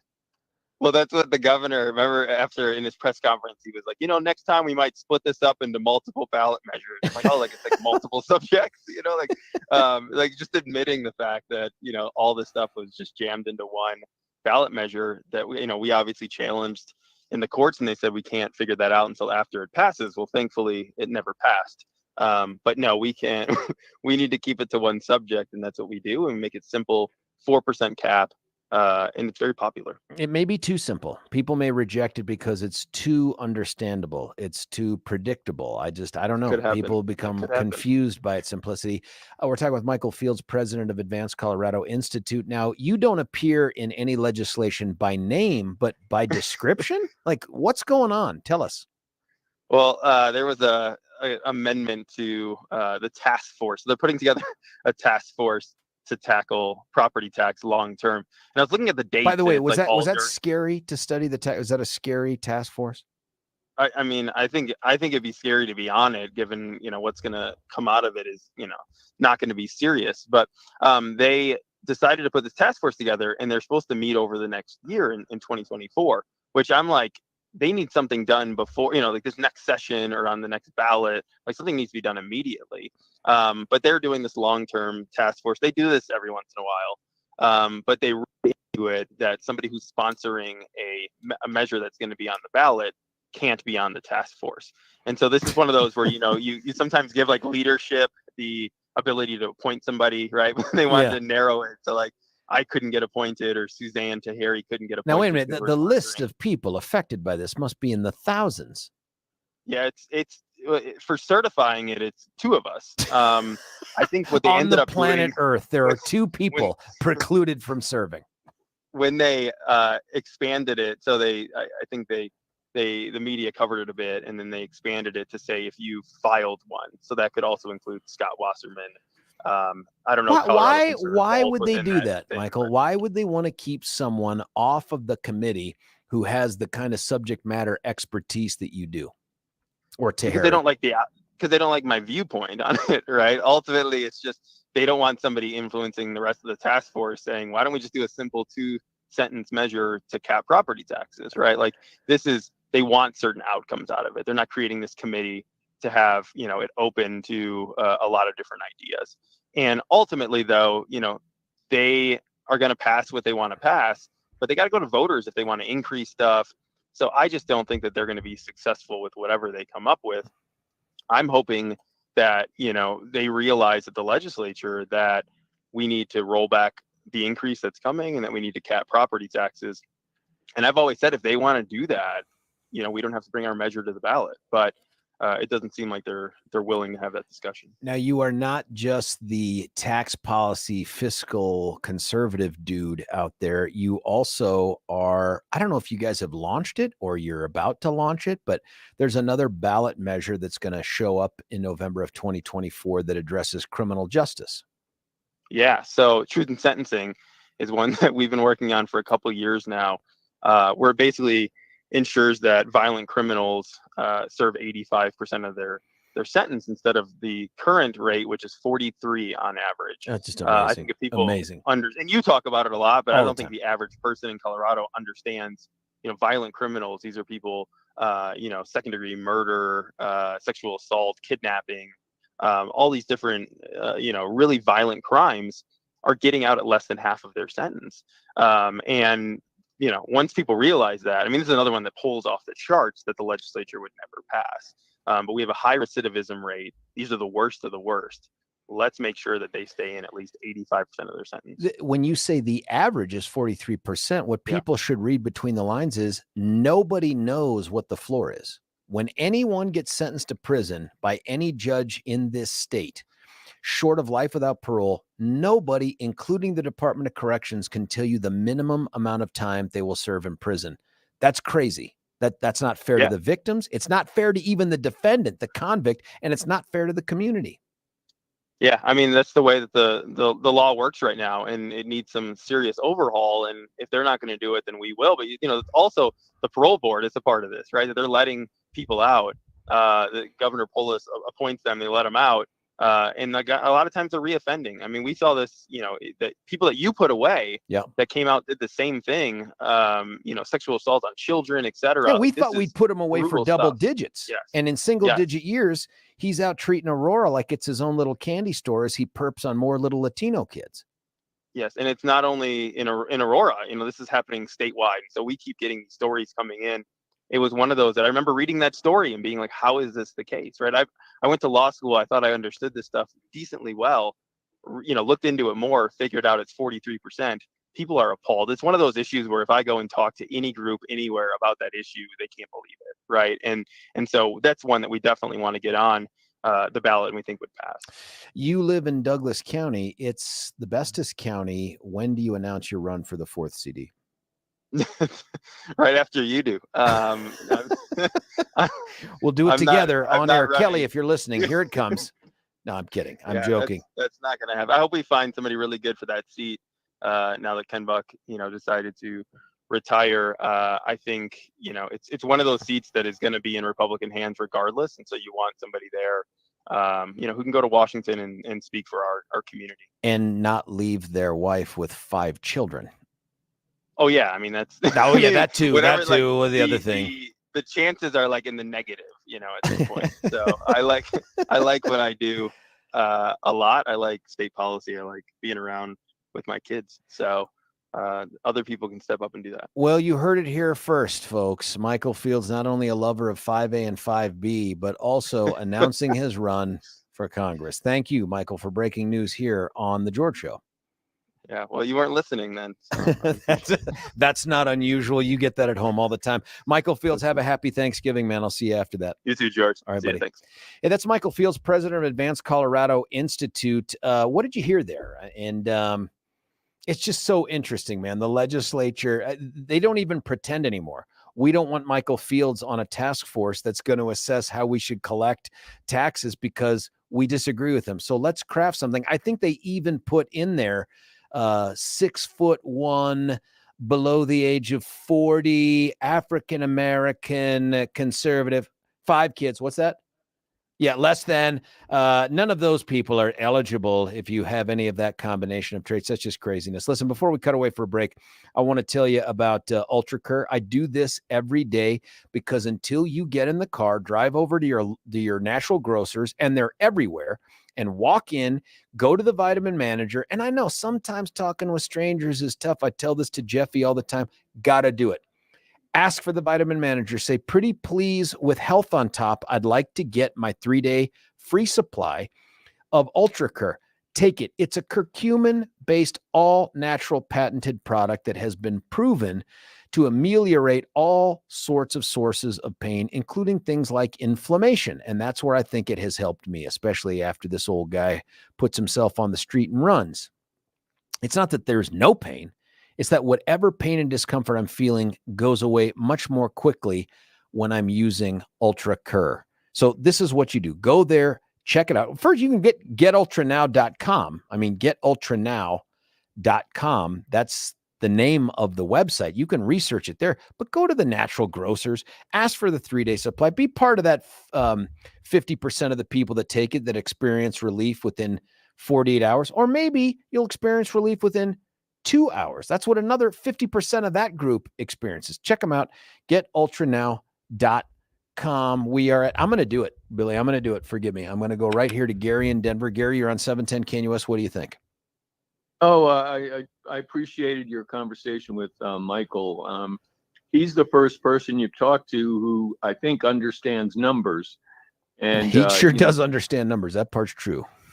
Yeah, a lot of others don't. They get a lot of really emotional. But based on my analysis, I think he didn't mention they're going to reduce the value of your property $55,000. So if your property was valued at $500,000, they're going to reduce it down to $445,000. And if you do the math, that's a 10% reduction, which will translate in a 10% reduction in your property taxes. So in addition to the mill levy reduction, you're also going to benefit in that way. And to me, that's a pretty good number. Well, it would be a better number if we weren't seeing what Michael described as a 30% increase in the taxes that he'll pay in the absence of that. So is it better than having nothing at all? Yes. But in my opinion, not nearly as much as it would have, could have, should have been. And it just doesn't seem, it seems like the de minimis amount that they're reducing it was for the purposes of being able to say, hey, everybody, we've addressed the whole property tax thing. Well, I think 10% is more than de minimis. But, the other thing is you know, we all don't want to pay higher but property it's taxes. 10% of the surged value, right? Like it's 10%. Right. So if you Right, but it's if your still property 10% value less. doubles and they reduce it 10%, you're still dealing with an incredible increase. But the good news is your property value doubled, so you're going to benefit in the long run. What in the but you can't live in the long run. You got to live in the here and now. That tax bill is due now, not when you finally sell your house. That's a different kind of tax, as you know. That's a different tax that you get hit with. I think we're just, from my perspective, you know, the property tax law has been there, and you know, if your property value goes up, you're going to pay more in taxes. We've all known that for an awful long time. So that's the way I view it. In the long run, it's good. And you know what? You can also, if you want to cash out before you pass on, after you're 65, you can take out a reverse mortgage and benefit from the proceeds of the increase in value before you pass away. We're going to have a new segment called Gary Talks Taxes and Tax Ramifications. Gary, man, have a great Thanksgiving. Thanks for calling in, buddy. You too. See you, my man. Hey, listen, before I cut away for a break, and we're going to be joined by Representative Ron Weinberg on the other side of this thing, can I tell you about a guy named Dan Kaplis? Yep, that's right. That guy, the guy that I talk to you about on a daily basis, who is a fighter for victims and for justice. They're not just about the words. In fact, I think they brag less than almost every other firm you see out there on a billboard or a train or a bus or a park bench. They don't do any of that stuff. They let their clients tell the stories of their great successes. And every once in a while, they let a guy who used to work for Dan about 17 years ago, talk to you about he and Babar Wahid, back to back, multi-million-dollar verdicts. The other day, by the way, I was screwing around on the dial during a break on 710, found the station that Dan's on 630, and I heard Ryan talk about the fact that Dan wasn't on the radio because he had just gotten another verdict, a multi-million-dollar verdict for another client. I don't know how he does it, but I don't think you should care, because if you're a victim of someone's negligence, recklessness, or intentional conduct, you want a winner. You want a fighter. You want someone who is undaunted in the face of an insurance company that has a bottomless pit of resources. That's Dan Kaplis. That's Babar Wahid. Give Dan Kaplis a call at 303-770-5551, 303-770-5551. You can check him out at dankaplislaw.com. Kaplis is Kaplis law.com. When we come back, Representative Ron Weinberg, you and me, it's George Brauchler, 710 KNUS.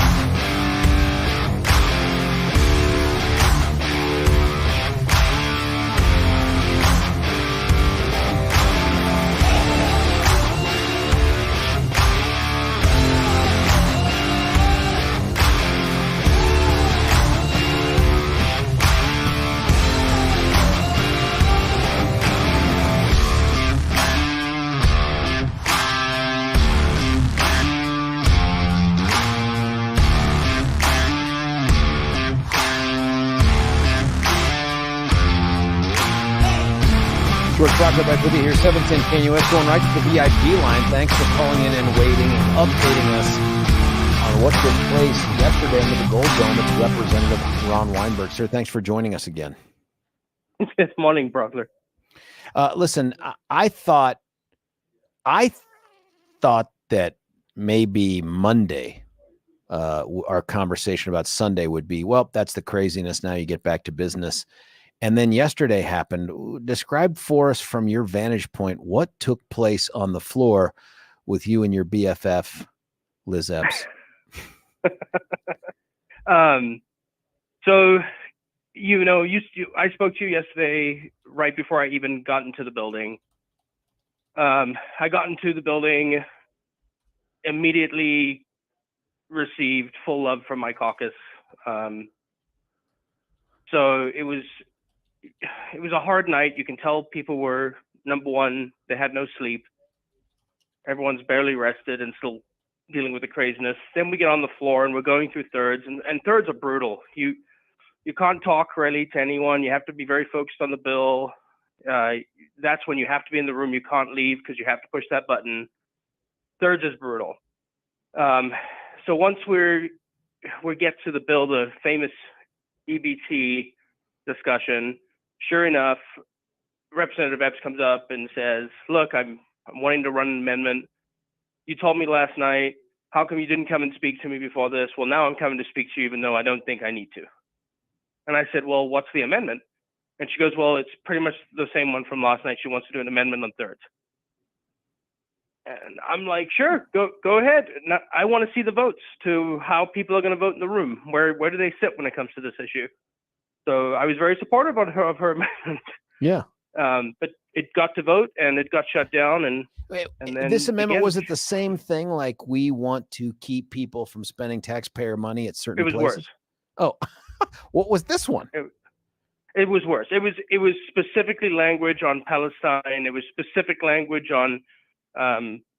So the first amendment that she introduced the night before actually was a 2-page amendment, and you cannot do a multi-page amendment without the approval from leadership. So she's smart. She's a lawyer, so she knows what to do. She's like, okay, well, if you don't let me do that, then I'll just break it down into pieces. And that's so on the night we had the first amendment, she was just getting ready to break it all down into pieces. So we only saw the tip of the iceberg of what she actually wanted to run. And so this was a bit of a surprise, even though ostensibly she was trying to tell you, hey, I don't want to surprise you. This is what I'm doing. It turns out it was a surprise. It was absolutely a surprise. I'll be quite honest. I was waiting for the amendment to pass. I voted for her to have her amendment on thirds. I was drooling by the mouth to see who is going to hit green button yes and who's going to hit red button no. Yeah. But it didn't go that way. So why not? The Democrats voted her right down to issue a thirds amendment. Why do you think they did that? Oh, you know the answer. They don't want to be on record. I do. I just wanted to hear you say it. Now, something else took place, though. It got weirder. And it did. Yeah, I wish I could capture the sound well from some of the stuff on social media. I'm sure you've seen it. But at some point, you were given permission by the Speaker Pro Tem to go to the podium and make time-limited comments. Talk to us about how that happened. Very, very interesting. So she gives her, I don't know the accurate time of how long she spoke. I'm guessing it's 15 to 30 minutes. Everything was such a blur. But eventually I stand up at my desk and I've had enough. You heard how frustrated I was in the morning. Yep. Oh, yeah. I stood up at my desk and I yelled out, which is against protocol. It's against decorum. And it's the rudest thing you can do. I stood up and I yelled out, I'm not going through this again. And I said, this is out of order. And so they put it into recess. The Speaker Pro Tem, who was the chair at the time, the Speaker of the House, and the Majority Leader and Minority Leader, Mike Lynch, we all go into a room and quickly, Brauchler, you have no clue how quickly the reporters followed us. This was no longer a meeting, a private meeting. This was reporters there was like 10 reporters running in, all with their microphones Unbelievable. to Yeah. listen to what the conversation was going to be. Yeah. And to be quite honest, they asked me, what do I want? Because they could see, number one, this is frustrating. This is not even a 24-hour period. It's not even cooled down. The seat's not cold, so to speak. And we're back into this again. Protesters in the balcony with Palestinian flags, all holding their communist fist up in the air. Shirts that say derogatory things. Oh, Anyway, whoa, so like we what? get What into did the back- shirts say? Oh, they were saying the one shirt was from the river to the sea. Oh yeah. I couldn't catch the other because they made the guy Hateful. turn it inside out. Hateful. Yeah. So we're in the room, and they ask me, what do I want? And I said, look, I just want the same courtesy. If she's going to be allowed to go off of bill topic, which is not allowed, if you're going to provide leniency to her, then I want the same. And they're like, well, you can do point of personal privilege, but you have to do that at the end of the day. And I immediately said no. I said, in fact, if it's anything that I want to do both. I want to respond to all of this hatred now in the well, and at the end of the day, I want point of personal privilege, which we have rights to do. Yeah. So they went back, they debated. It was a long time. And let me give you some hope with the Democratic leadership, man. They rectified their mess up the night before. How? They came back to me. They gave me both. They let me speak in the well. They gave me permission. They could have shut me down. They could have let all of that happen, and they didn't. They did the right thing. Julie McCluskey, the Speaker of the House, did the right thing. Monica Duran, the Majority Leader, and Speaker Pro Tem Degree Kennedy. They did the right thing, and I'm proud of them. I'm very happy to call them colleagues. I'm shocked that they even allowed it. Huh. And then you got to get up there, and I could see from some of the pictures that the members of the Republican caucus were standing with you, I presume in support and solidarity. Were there any Dems that joined you? You know what? I think this was a Republican lead. I don't think anybody knew what was going on, but if you look at the picture in front of me, when you give respect to a fellow colleague in that room, you stand at your desk. And I have pictures, because when you're giving speeches like that, you're in your own zone, so you're not focusing on anything until after the fact, right? So I had to look at all the pictures afterwards, but I had the majority of the Democratic caucus standing at attention, not only standing at attention, but while I was being heckled, saying that I'm pro-genocide, from the gallery by Representative Epps. No, hang on. And Hold on, Ron.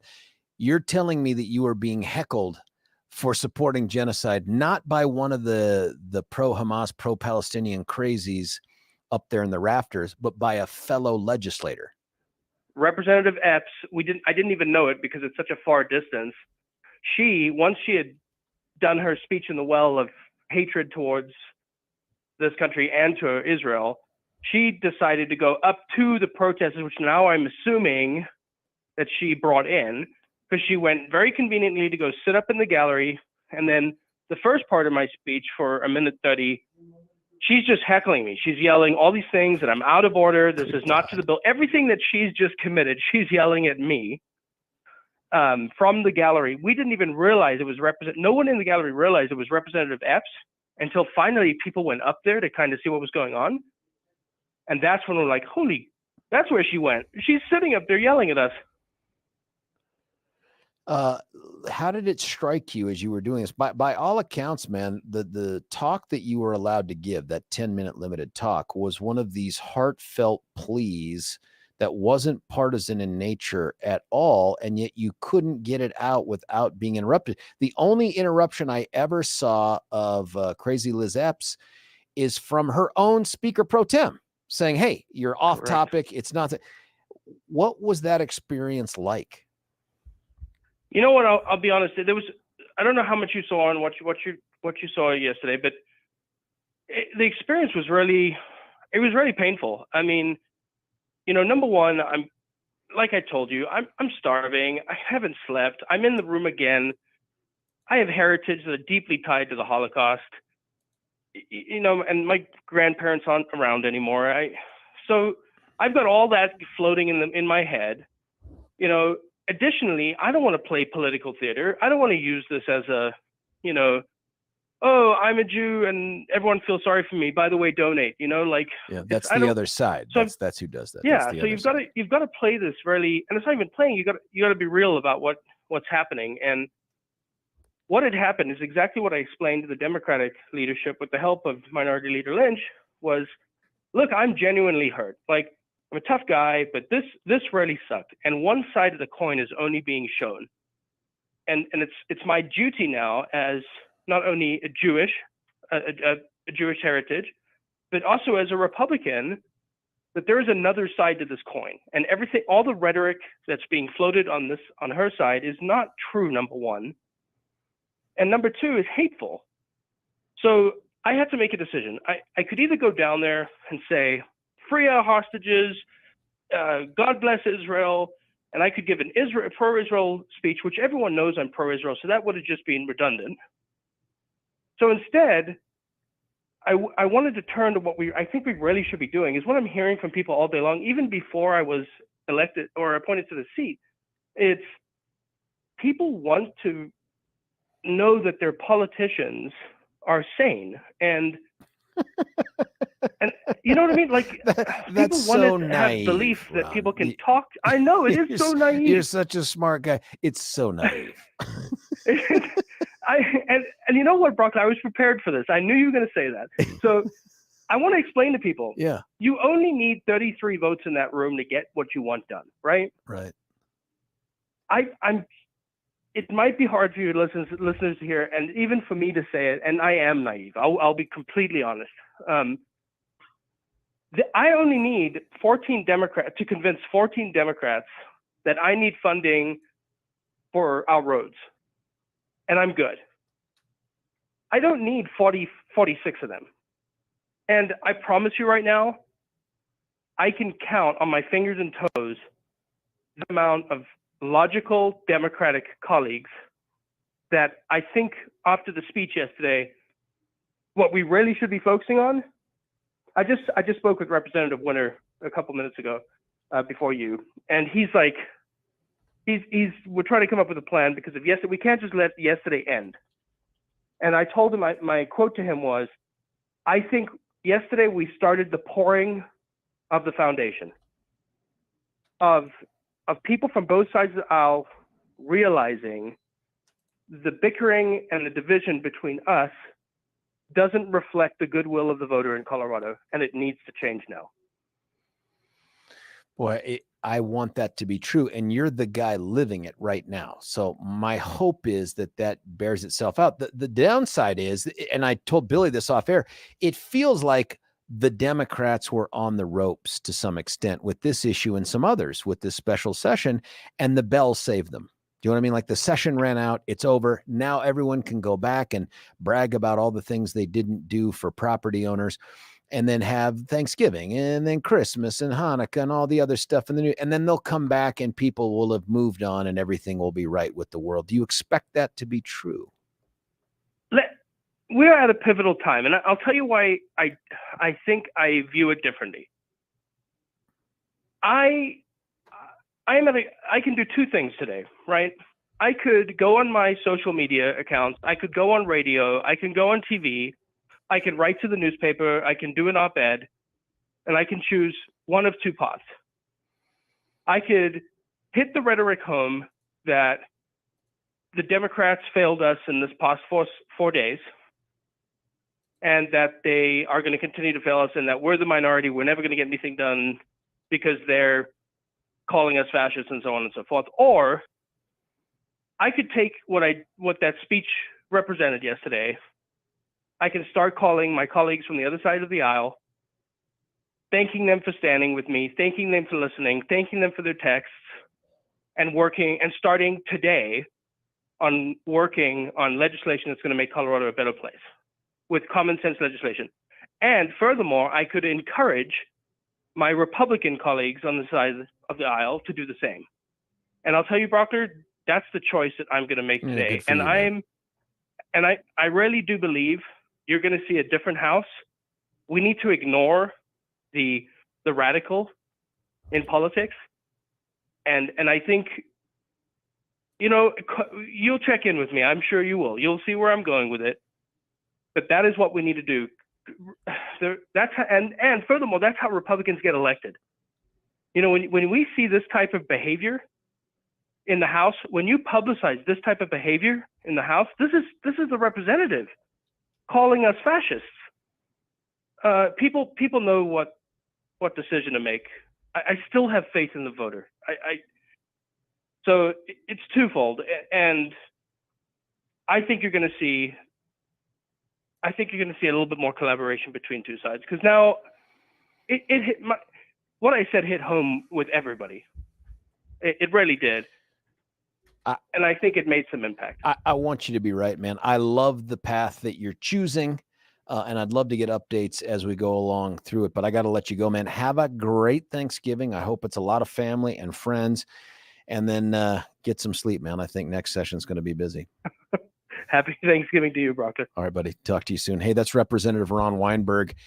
Guy was in the eye of the storm yesterday. Fantastic interview. Listen, I got to cut away for a break before we come back for the last segment. Before I do, though, I have to tell you about advanced hair restoration. That whole conversation may cause you to pull your hair out thinking about what it's like to be in the legislature in this state with it in control of those who simply refuse to control their own caucus. You don't have to pull out your own hair. In fact, it may be leaving all by itself. If you want to stop it, if you want to address it, then you get a hold of our friends at Advance Hair Restoration. They're easy to find, advancehair.com. That's hair, H-A-I-R, not the rabbit, advancehair.com. And what they do is they use your hair to help grow your hair, which is fantastic. If you call them today, and the process is guaranteed, by the way, if you're eligible for this thing, if you're qualified, they're going to give you $250 off and 250 free hair plugs to begin with, the hair transplant stuff. It's fantastic. It's hair grafts. Give them a call at 720-459-HAIR, 720-459-HAIR. I've had friends that have done this thing, man. It's kind of life-changing. It brings back their confidence. It brings back their sense of health and youth. Give them a shot. When we come back, George Brauchler, 710 KNUS.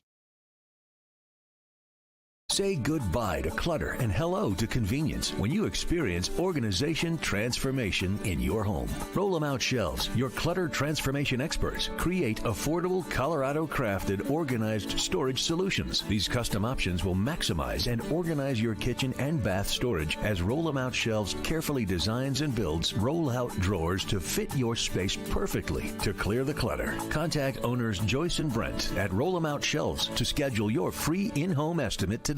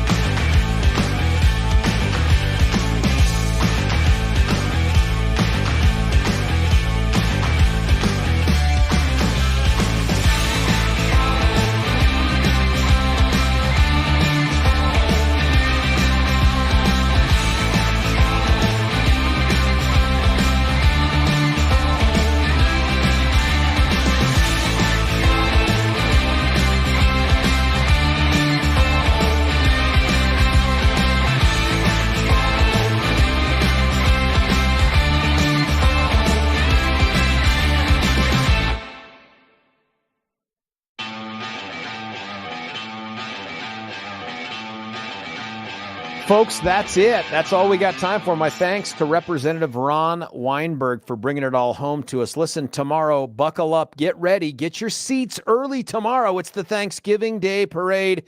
Seated here with me, talking us through all the fantastic floats and the traffic hiccups. The great one, the granddaddy of them all, Peter Boyles, George Brauchler, 710 KNUS.